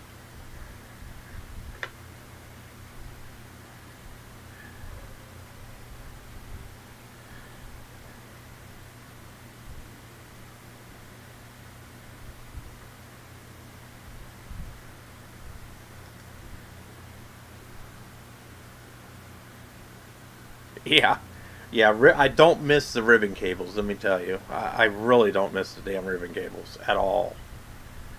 That was one thing I always liked about Macs is Apple was always pretty decent with cable management in their computers.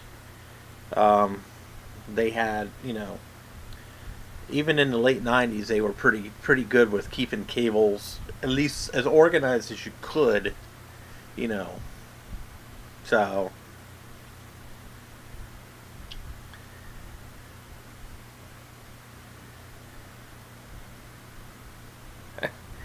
yeah, I had a Seagate, um, 2 terabyte drive take a crap on me last year, and unfortunately I hadn't backed the drive up for a while, so I lost a lot of the information that was on it. Luckily, it was mostly my videos, my completed videos and stuff from my YouTube channel, and I mean obviously all that stuff's backed up to YouTube, so it wasn't a huge loss, but yeah, it always sucks when you have a hard drive go bad. So,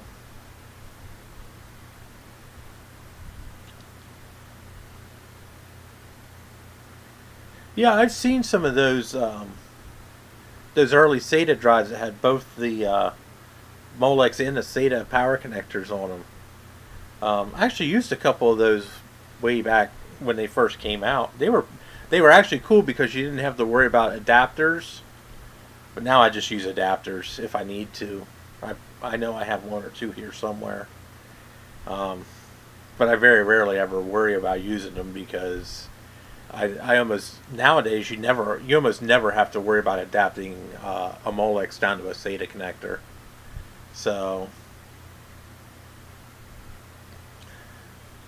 but yeah, I mean I've had my fair share of hard drive failures over the years. Let me tell you.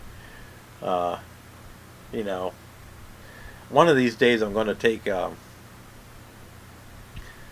30 meg hard drive out of my PS2 Model 50Z, and I'm going to show everybody what an actual head crash looks like because that thing actually crashed hard. So,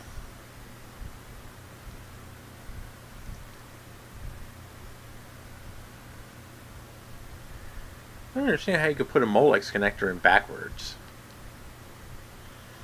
Unless they cheaped out and didn't use the correct keying on the plug. Because they're supposed to be keyed, and, 2 corners are missing, so you can only put it in one way. So if they cheaped out on the design of the board, well, the connector, then yeah, I could see how you could do that. I'll tell you something. Back in the early days of PCs, we had before we had ATX power supplies, we had AT power supplies, and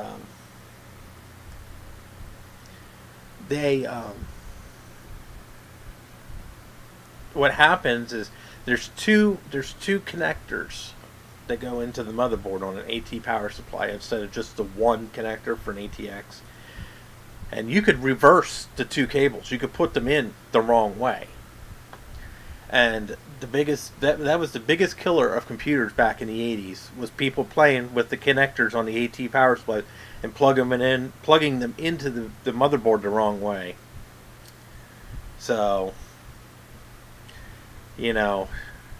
that was just a lousy freaking design.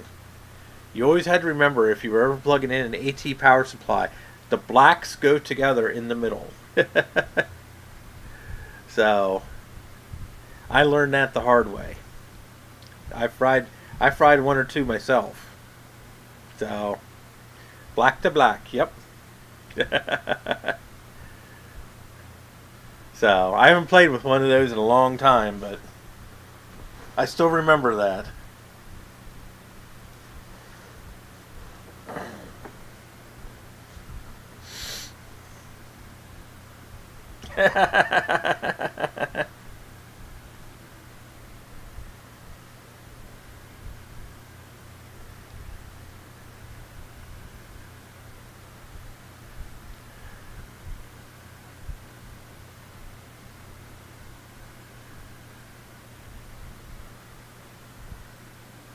I'm in.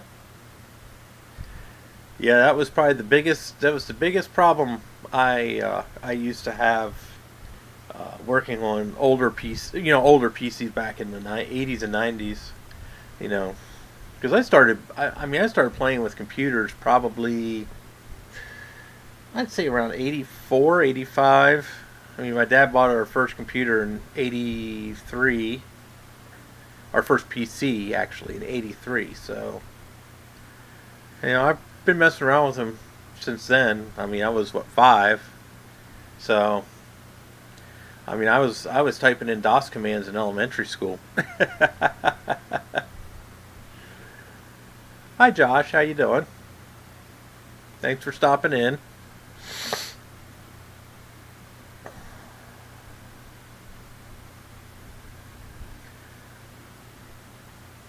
Oh yeah, there's all kinds.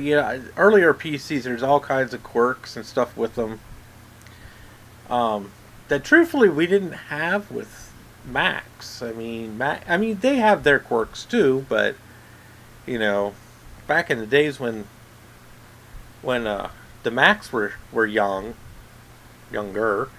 but didn't really have too much trouble with stuff like that, even on the Apple IIs, you know. It has a soldered Dallas. Oh my God, sorry to hear that.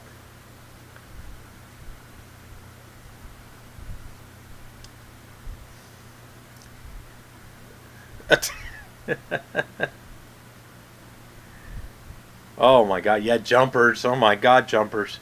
Well, I'll tell you what.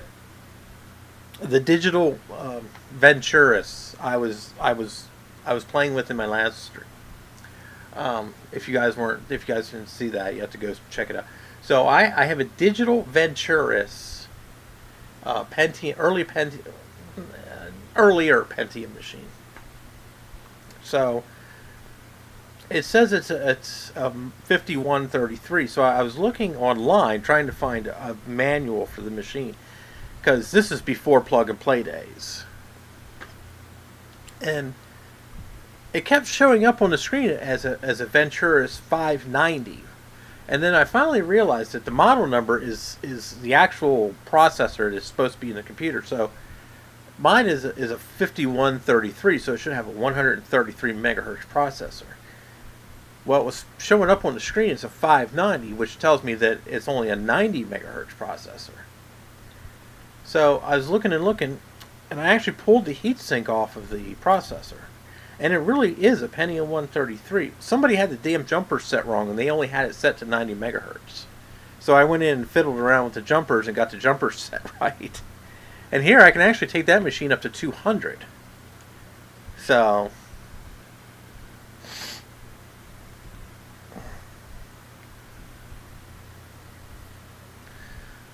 this damn Dallas shifts are such a pain in the ass.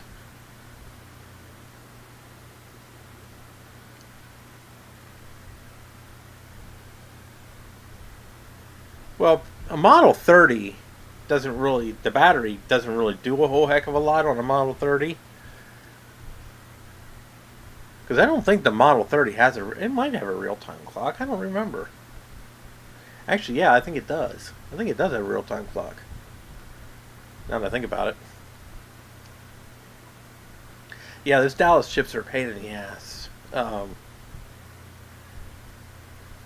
Now that digital Venturis I have actually has a Dallas chip on it, and amazingly, it works perfectly.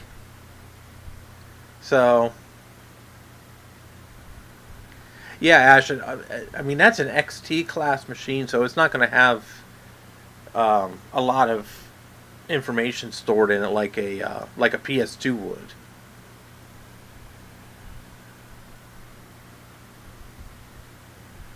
I'm probably going to be getting off of here soon because I got to go to work. I have to work tomorrow, so.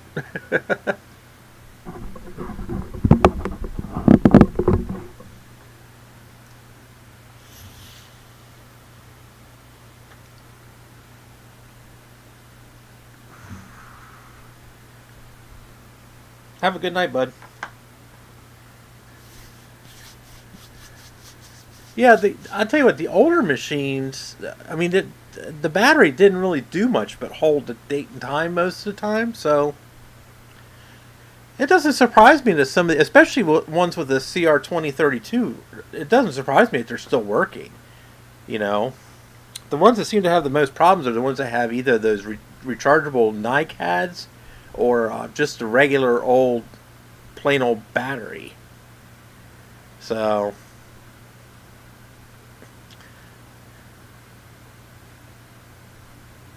a 7.2 volt Tataran? Wow.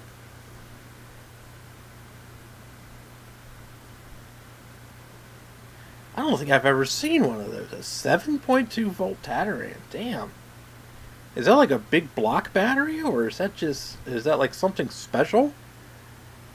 I might have to look that up. I don't think I've ever seen one of those.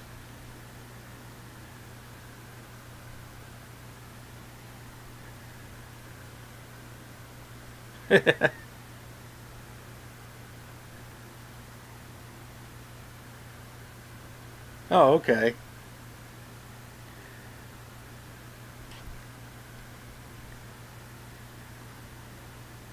Yeah, I have a LC575 that actually uses a It's not 7.2, it's a 6 volt. But, you know, my PS2s use something similar. Do I have one here? I don't even know where they are.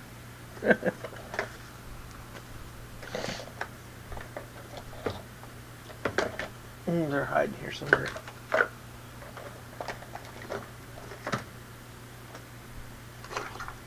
Yeah, I got funky camera batteries for my PS2s. Those things last forever, though. I mean, and I've never seen one leak.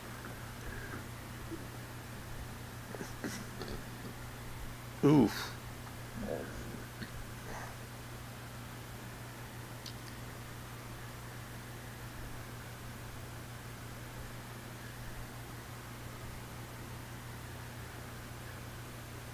Oh, okay.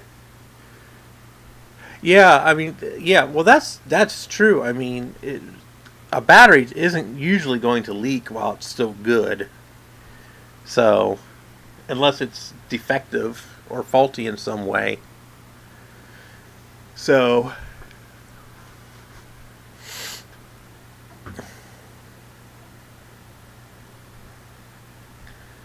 I don't know. I guess I have to consider myself lucky. I've never actually had one of the batteries like actually explode on me or leak. As of yet, I haven't actually come across one. I know they're out there. I've seen them obviously, but I've never. I've been lucky. I haven't actually had trouble yet. So, um, which is surprising with all the machines that have come and passed through my hands over the past 20 some odd years. It's actually kind of surprising.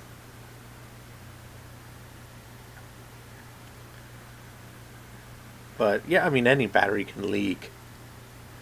So I mean the best bet for you is to use a CR2032 in place of some of these batteries because I've never seen one of those leak. So yeah, those Max L ones seem to be the worst ones that do leak from what I've seen. But I mean any battery, and no matter what kind of battery you use, it's going to leak eventually. Especially when after it dies, it just starts breaking down. So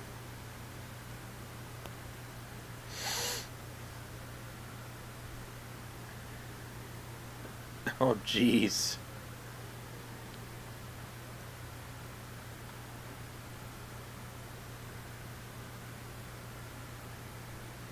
Don't you just love it when people do that? I love it when people do that on cars.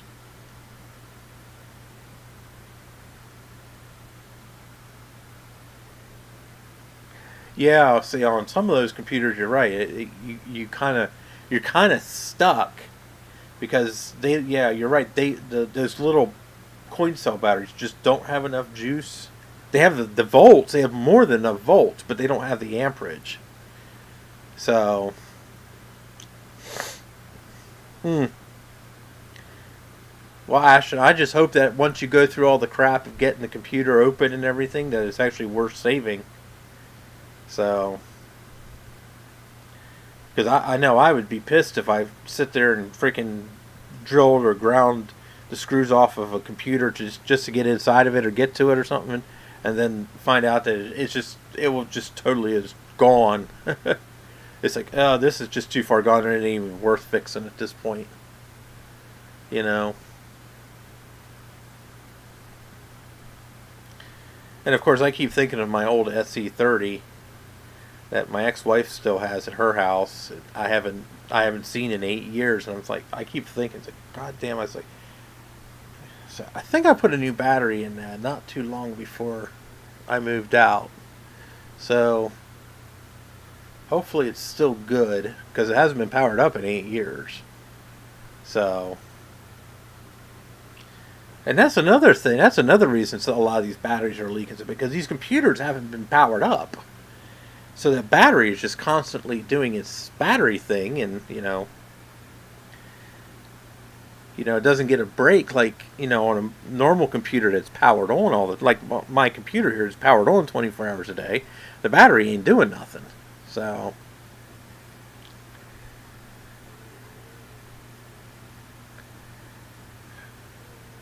those Compaq and IBM were both known for having bad tantalum capacitors back then.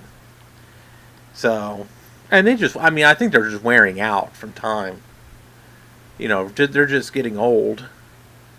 So, but yeah, the IBMs and the Compaq seem to be the two worst ones in terms of the tantalum capacitors failing on them.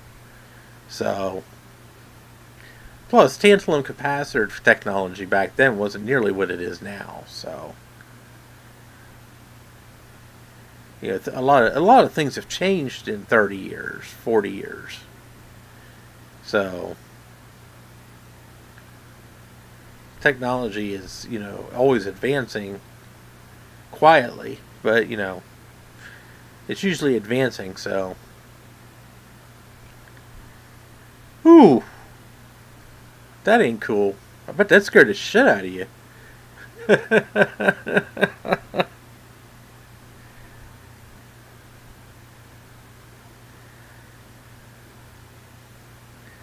Yeah, so far I've had the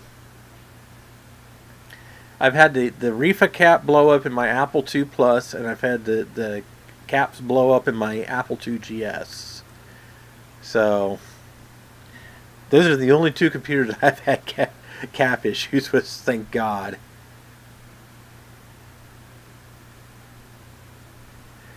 Oh yeah, Ashton, they're known for that. My LC575 has a broken front panel.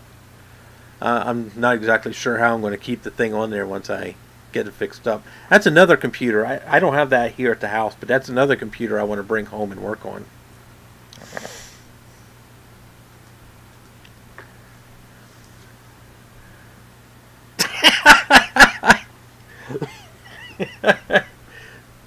Yeah, that would probably be close to what I would be thinking or saying too. Yeah, Ash, and it's unfortunately it's not really much you can do about it. The plastics are just going to disintegrate. So, you know, yeah, that's the way my Ruby iMac is. The plastic behind the translucent and color panels and everything is all disintegrating. So, and the button for the CD drive is broken.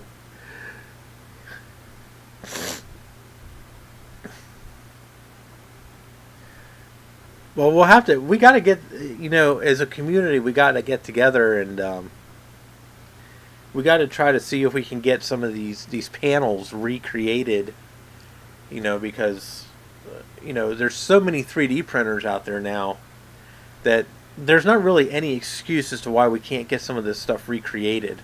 It's just we need somebody with the knowledge to do it, to be able to recreate this stuff.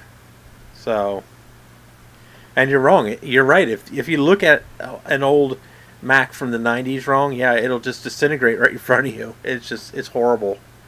You know. So, my LC575 is starting to suffer from that problem, which is probably one of the reasons it doesn't have a back panel on it, because the clips probably all broke. I didn't get a back panel with it when I picked it up. I didn't buy it. I saved it from salvage, e-waste. And then when we moved it, when I moved, I had to move everything out of the shed. We moved it down into the storage shed. The front panel broke off. So, and I got to deal with that now. So, I'm not sure what I'm going to do to hold that on. Probably some double-sided tape or something. I mean, it's in good shape otherwise. So,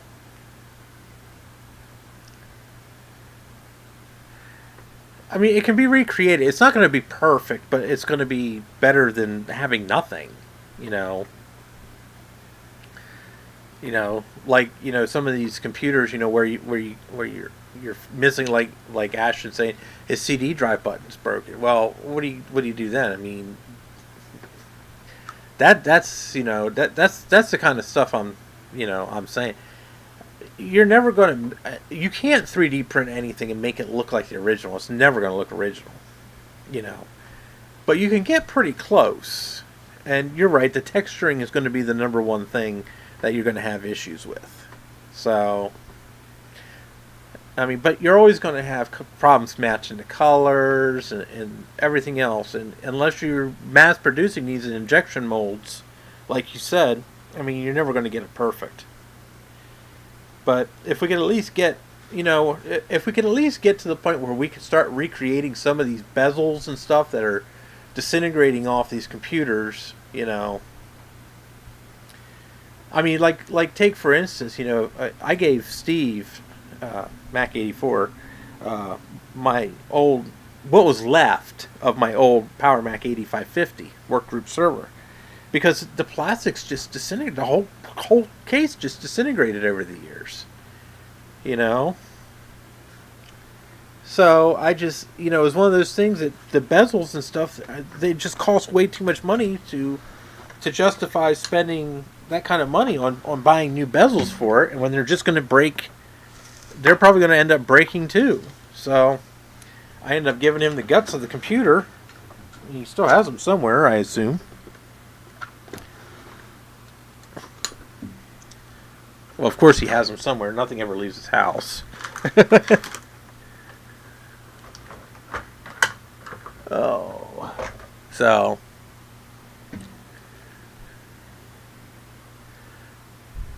To do the pinstripe plastic on the iMac G3s. I don't know.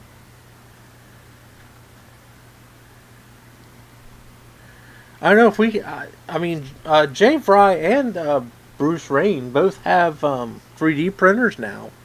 If we could get someone to come up with the... to actually design the 3D models of these parts, I mean, we can always try 3D prints. I'm sure either one of those gentlemen would be more than happy to help out. They're both pretty active in the Macintosh community, so... Yeah, the 80s plastics on the original Macs, the Plus, the SEs, the SE30s, and the Mac 2 line, and half of the Quadras, I'd say, maybe a quarter of the Quadras, holds up pretty well. It's right around the 1990 to 91 transition. You could tell that Apple was starting to cheap out on the quality of the plastics they were using, which makes sense because they were losing a lot of money. So they were trying to make stuff as cheap as possible. But yeah, the earlier model computers are fine. It's like even like you could sit here, you can beat the crap out of a 1979 Apple II, and I guarantee you the plastic will never break. But if you even look at it like this a Quadra 610 or Power Mac 6100, I mean you breathe on it the wrong way and it's going to fall apart on you. That's what a lot of people call it Spindler plastic, because that's right around the time. It is around the time of Michael Spindler that the plastic. That the quality of the material started to deteriorate. The computers weren't necessarily bad. I mean, some of them were, but the quality put into the computers was not the greatest. So, and then it seemed to end right around the changeover to the iMac. The real late, like the beige G3s don't seem to have the issues. And I think the iMacs only have issues with the plastics inside the computer because it gets so bloody hot because there's no fan. So, yeah, and like Dave said, it's not just Macs, but it seems that Macs seem to have more issues. I don't know if it's because they have more plastic or it's just that the plastic is thinner. So, yeah, the Mac 2s are good in terms of like the brittle. Now they still yellow, but they don't get as brittle. And I think it's just because I think that it's because they use heavier plastic. They use not so much heavier plastic. They use more of it. So.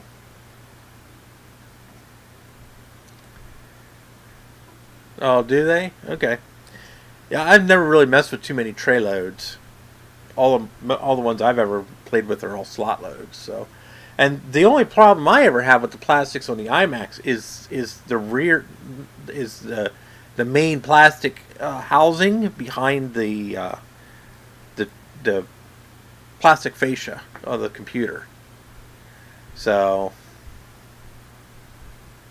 Yeah, well, in the G4 era, they were using a lot more metal and stuff like that too. They were using full steel cases with plastic on top of them.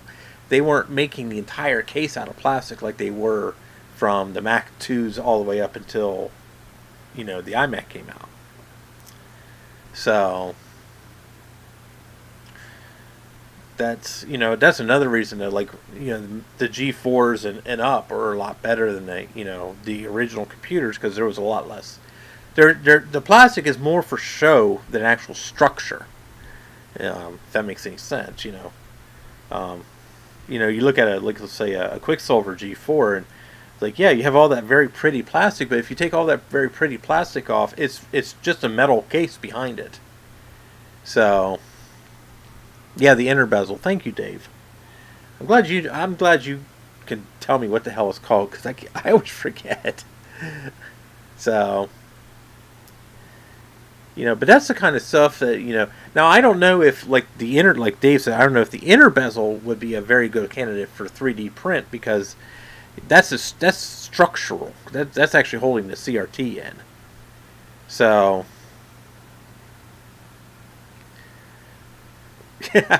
I have a Apple keyboard too. Where is that anyway? You want to see something that's horribly yellowed? This is kind of funny.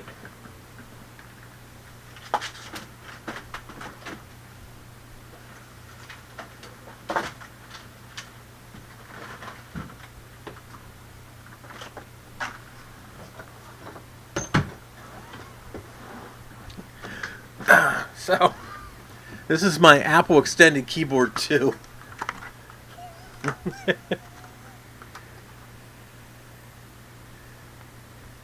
All the keys are great except the space bar. The space bar is the only key that's messed up. And then there's this white ring where the bezel, the overlay sits.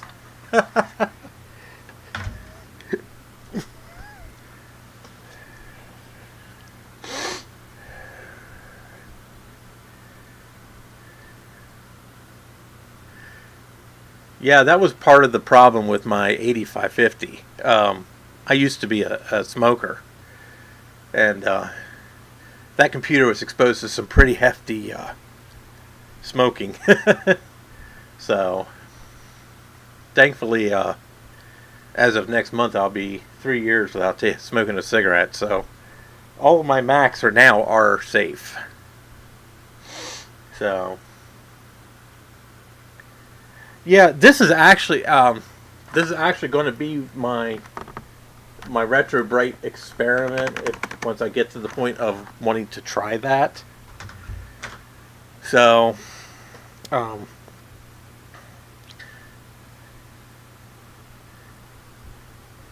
going to use the extended keyboard too as my experiment, because really it's about the only thing. Oh, my LC575 is pretty yellow. But that's the only other computer I have that's actually pretty yellowed. So, yeah, I don't like the Apple design keyboard. So, I liked it. I've always had the extended keyboard too. And I think it's mostly because I always switch back and forth between Macs and PCs. And this is the best keyboard if you're doing that, because it's basically an identical layout. So, this is a standard PC-like layout, whereas the other smaller keyboards that Apple made weren't. So, and this one here actually, I think this one has rubber dome switches in it too. I don't think this is a. I don't think this has actually mechanical key switches in it, but it does feel a lot better. So,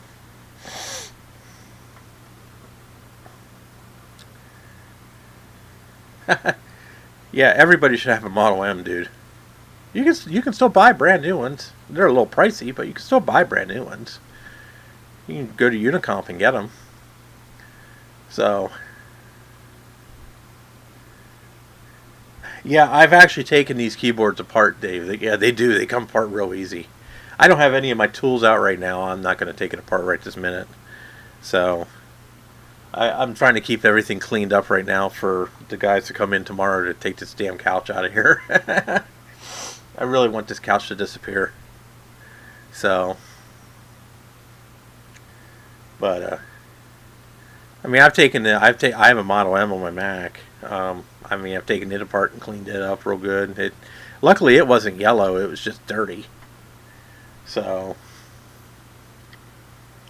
but yeah, eventually I'm going to get to the point where I'm probably going to experiment with Retro Bright. Yeah, Model M's don't yellow. This is true. I've never seen. And PS2s in general don't really yellow. So, probably something to do with the plastic that IBM used. So,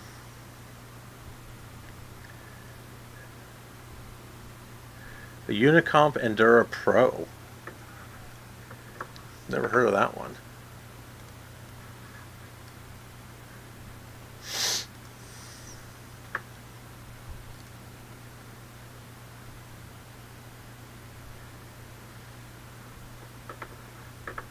Now you've piqued my interest.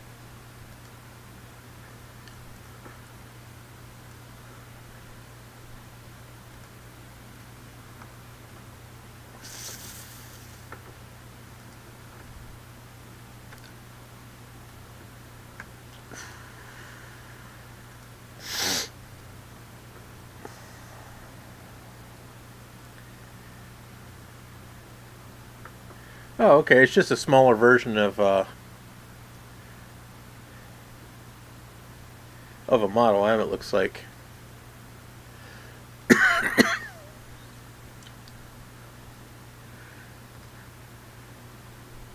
Oh, okay. Yeah, that's similar to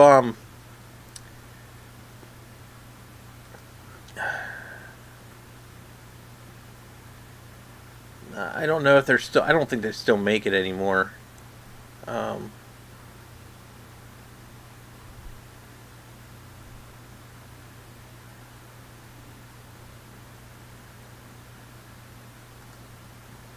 they used to make. IBM used to make a Model M keyboard with a track point in it.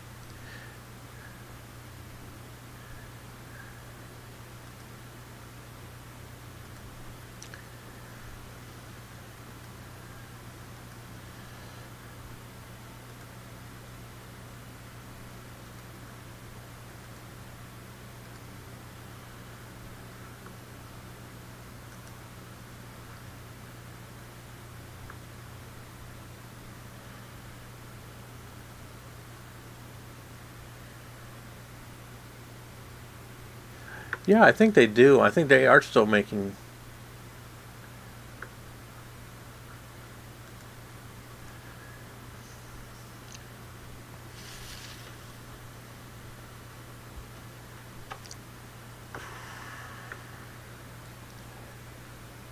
Yeah, I'm not sure what all. I'm not quite sure what all they have licenses to make. Um, yeah, I think that was. Yeah, I think the Model M13 was the one with the track point. Um,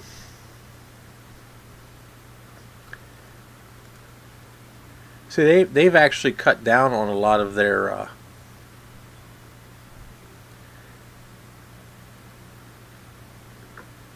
They've cut back on a lot of their keyboards because you used to be able to get a like a Model M 122 key all right here. Yeah, this is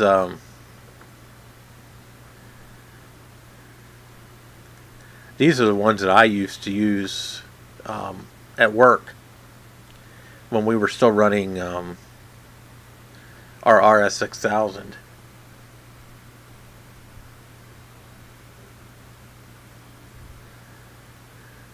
So I'd actually thought about getting one of these, but I don't really need all the... I mean, the extra F keys would be nice, but...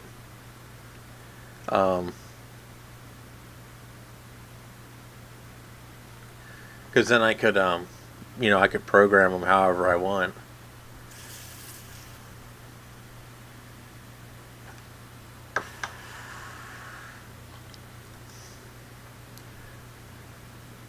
But I just have a regular old, Model M. I have an original Model M on mine, not a Unicom. Mine's an IBM. So,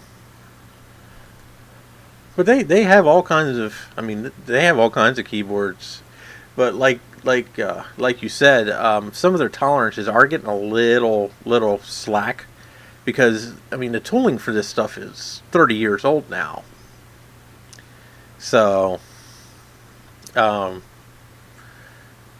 they are getting a little sloppy, but I mean it's really not horrible.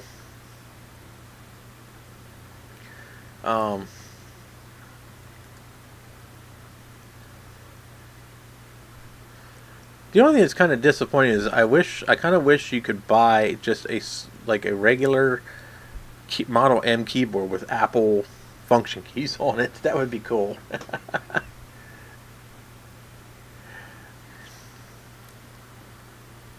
I kind of doubt they're going to get. I highly doubt they're going to do that, because that stuff's expensive. I mean, that's a huge investment, and Unicomp is not a very big company. So, I mean, they paid. I'm sure they paid a buttload of money to IBM just for the tooling to make the Model M. And I'm sure as a company, I mean, obviously they're doing okay, because they're still selling them. I mean, 25 some odd years after IBM quit making them. But I can't see them spending millions of dollars for new tooling. And this is assuming that they even could get new tooling.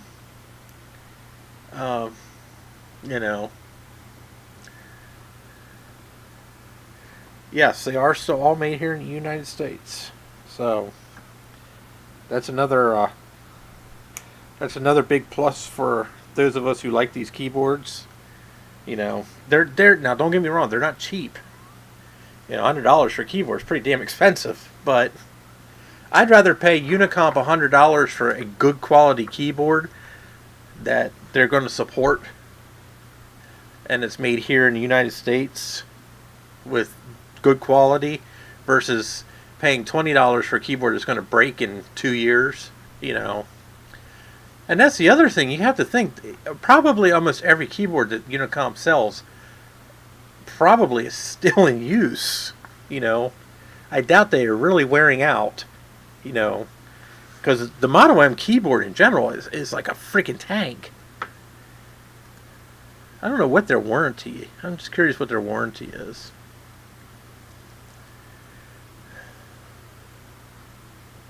Oops. I never actually looked.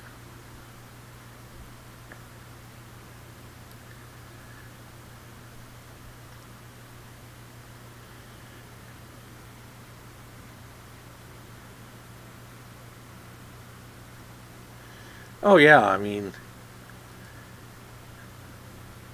and the cool thing, you see now, the one cool thing is, with Unicomp still making the Model M, is if I need new keycaps for my Model M. Now, my Model M is from 1987, so it's one of the originals. One of the original PS2 models, I should say. You can still buy keycaps. You can still buy all the parts for these keyboards. Um, like here's track point sticks. Here's a stabilizer inserts, which actually I need some of those. I have another keyboard that's actually acting up. I mean, here's the pivot plates, the switches, the LED over. I mean, this is stuff that you would never be able to buy for any keyboard in the world. Anything ever happens to, let's say this stabilizer gets screwed up on a cheap $20 keyboard, you're not going to replace it or fix it, you know. And these parts aren't expensive either. 20 cents for an actual pivot plate and spring. $1.50 for a stabilizer. Hell, $12 for a membrane. So you figure your membrane gets screwed up. I mean, hell, you're still $12. You put a new membrane in, you're done. I mean, you can get custom keys. They do have Macintosh keys. Oh, that's cool. Okay, I didn't know that. So right there, I can get Mac for $10. I can get keys for my Mac. Oh, it doesn't work on 101 or 102 key. Only 104, 105. Okay, but still. Oh yeah, and they're still making this stuff. I mean, cable. Right there, detachable PS2 cable, $25. So you have a keyboard that doesn't have a cable? There, right there, $25. And these prices aren't bad at all. Hell, there's an AT cable. Those things are like pure unobtainium now in the used market. How you can get a new one for $18?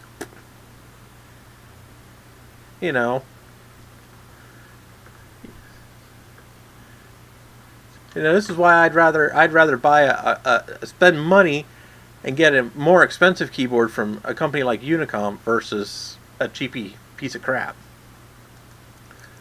I remember these plastic covers. We used to have these when I was in school. Oh.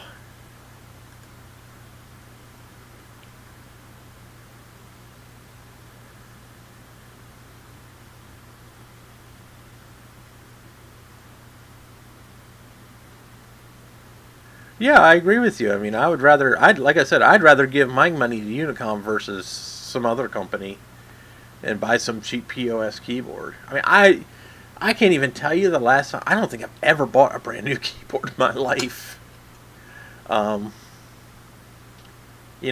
always managed to have enough keyboards laying around that I've never really needed any. So, I don't think I've ever bought a brand new keyboard for anything. So, I've never really done it, but yeah, I definitely would like to get a keyboard from them, and get the Mac command keys and stuff for the keyboard. Right now, I have my keys remapped on my keyboard through Mac OS to do between remapping through Mac OS and remapping through USB overdrive to make different keys on this old PC keyboard work. Like a Mac, like my Alt key is my command key, my Control key is my Option key, and my / key above the Enter key is my Option. Or no, that's my Option key. Control is still Control, and then my F12 key is my Eject. The print screen, scroll lock, and pause are my volume control buttons. Oh, it's kind of weird the way I have it set up, but so, but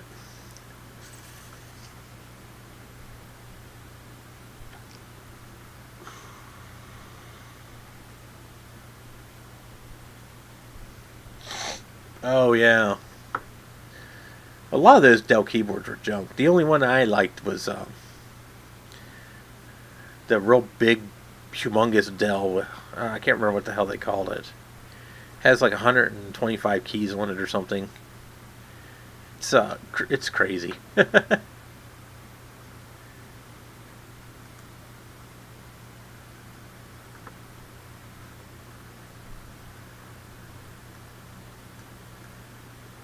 So one of these days I'll get a new keyboard. I'm sure I'll need a new one here eventually, or I'll want a new one more eventually. Not so much need.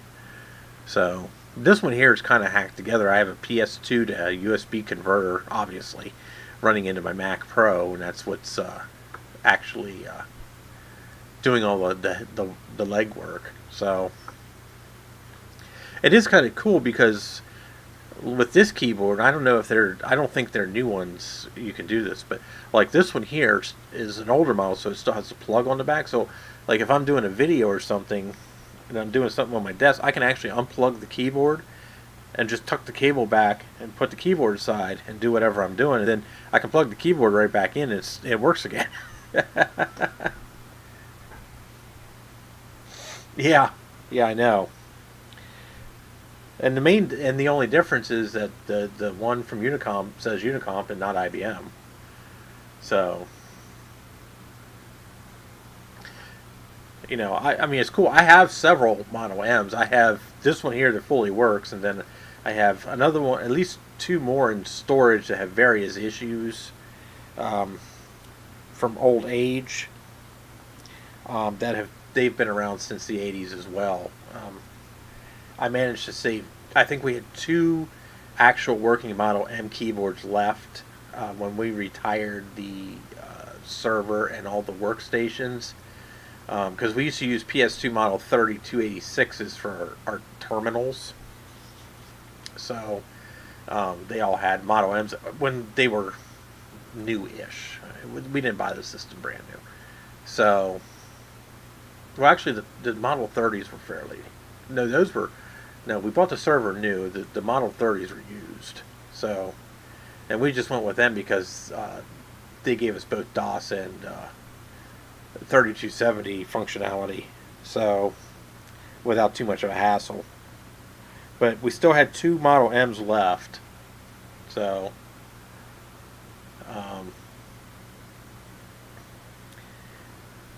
I managed to save them. They both have various problems. One's missing some keys.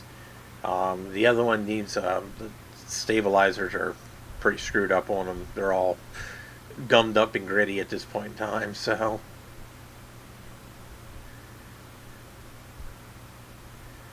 Deathwall. Oh my gosh. Yeah, you should probably get that looked at.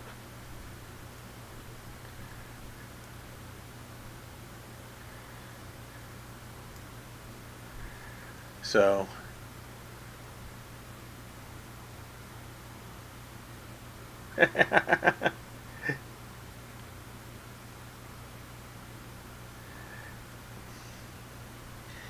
yeah, I'll probably not get a new car for a very long time.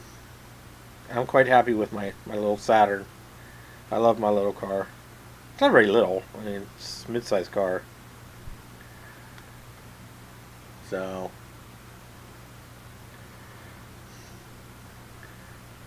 yeah, Honda Elements are pretty cool, actually. I still have my 2003 Saturn L200.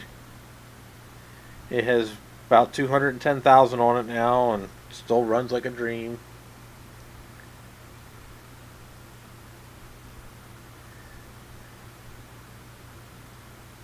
Yeah, it's probably the freaking control arms and ball joints, especially on a lifted Explorer. The fucking ball joints are probably gone, dude.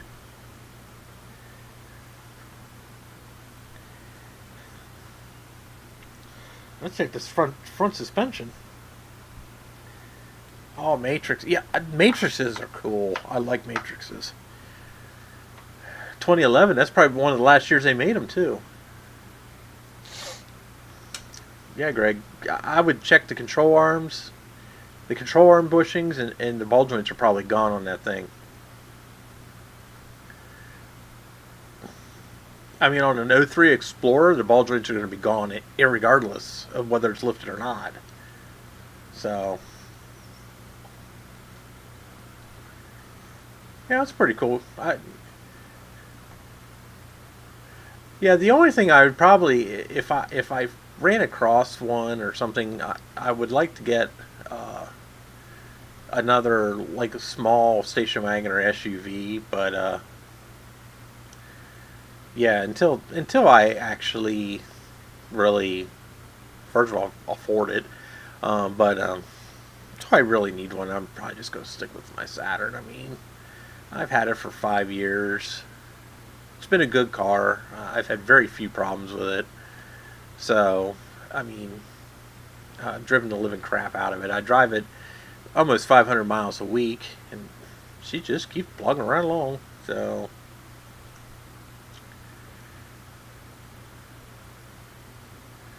yeah, I'm not a big fan on imported cars. I prefer domestics personally. And you're talking to a guy who drives a freaking rebadged Opel. So, but, but, I don't know. One of these days I'll look at getting a car. Well, the L200 you can because they're known for having timing chain problems. So, which I've solved the timing chain problem in mine, but in general, the L200s had a lot of timing chain problems. Same thing with the Ions. They'll never rust at all because they're made of plastic. But yeah, that's the biggest problem with them. So, usually when the timing chains go, they just destroys the motor, and it's not worth trying to fix it because it usually does more damage than is apparently evident. I've tried doing it twice, and neither time I've had any success. So,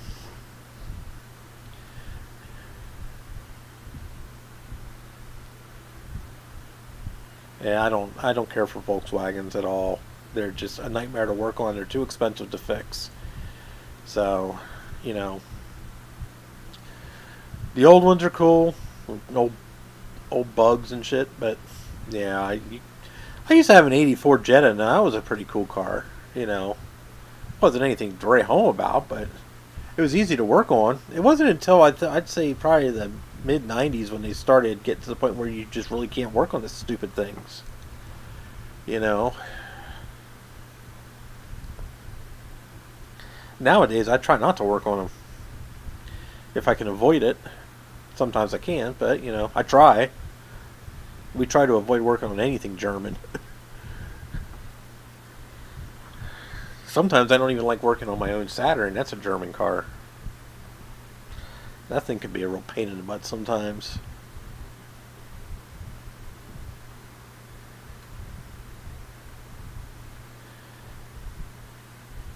Oh, the old air-cooled Vanagons. Yeah. Yeah, they put out what, like a whole 60 horsepower or something like that?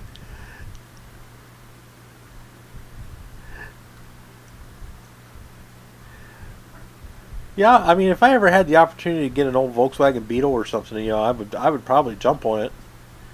You know, because they're cool little cars. They're easy as hell to work on. I mean, hell, you can take the engine out of that thing in like a half an hour. So there's very little to it. And the car is so simple. You know, Another car I wouldn't mind having would be if you could find one reasonable, would be a Citroen 2CV. I wouldn't mind having one of those either. They're cool as hell. They're ugly as shit, but they're so cool.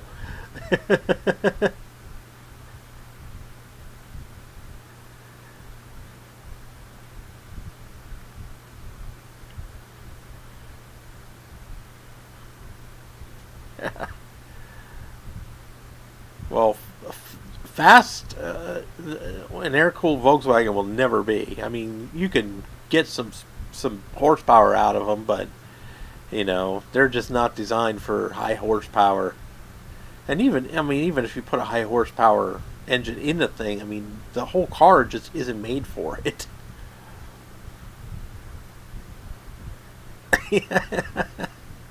It's funny you said Mercury Topaz. I had a Ford Tempo in the garage the other day. I haven't worked on a Ford Tempo in probably 15 years.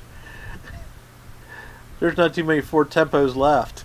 At least not around here because they all rust out. They all rusted out. This one was rusting out too, but we were able. It was luckily it was just starting, so we were able to weld the floors up. We were able to weld the floors up before it got too bad. So.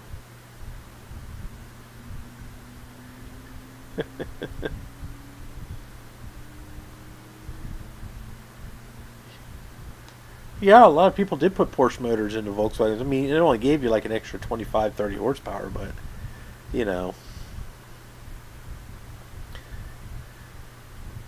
So, well, that's going on.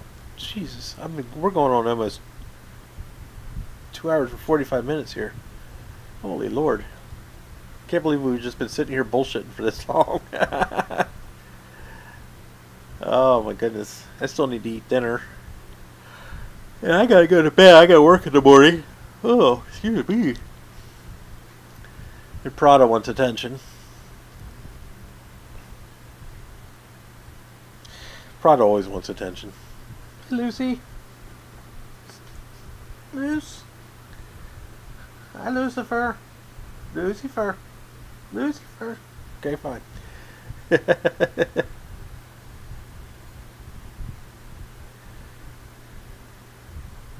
God, I haven't been bowling in years. Me and my ex kept saying that we wanted to go bowling, but we never did. And then, of course, all this crap hit, so, you know. I truthfully have just kind of been hanging out here at the house, because I don't want to deal with the BS of having to wear a mask all the time. So, not to mention the fact that it doesn't make breathing very easy. So,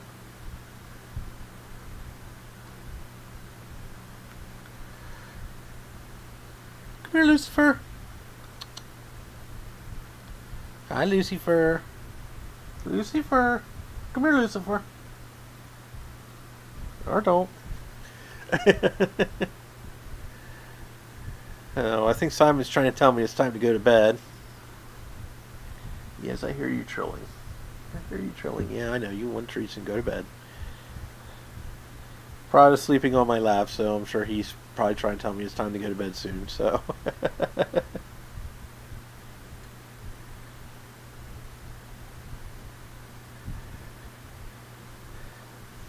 Oh, come here, Prada. Oh. Now, here's Prada. He finally graced our presence. So, well, thanks for joining me, guys. I appreciate it. Sorry I have to kind of cut it short. This wasn't even planned. I just decided, screw it. I said, I'm kind of bored. I said, let's just do a stream and just have a BS session. So, I never thought it would be, it was 3 hours. Ow. Jerk. So, yeah, I'm glad you guys could all join in. Maybe we'll do this again sometime. So, just talking about whatever just crosses our minds. You know, what the hell. Talk about cars, computers, cats, dogs if you really want. I'm not a dog person. So just know that changes are coming. So we are going to, I am going to be doing more streams on a regular basis once I get everything sorted here at the house and get everything done up the way I want. It's probably going to take me, you know, with my health and everything, it's probably going to take me a little while to get everything arranged because I'm pretty much going to be doing it all myself. So, you know, and some of the stuff's pretty heavy, so. Labs are cool. Yeah, I like labs. I like some dogs. I'm just not a real big dog person. I've always had cats my whole life, so I'm just a cat person. I'm not against dogs, just not really a dog person, you know. I only had a dog here because of my ex. So, I don't have my ex anymore, so I don't have the dog anymore. So, I think most geeky people are cat people.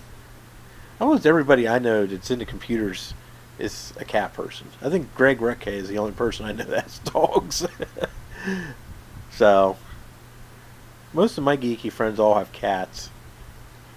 Steve has cats and rabbits.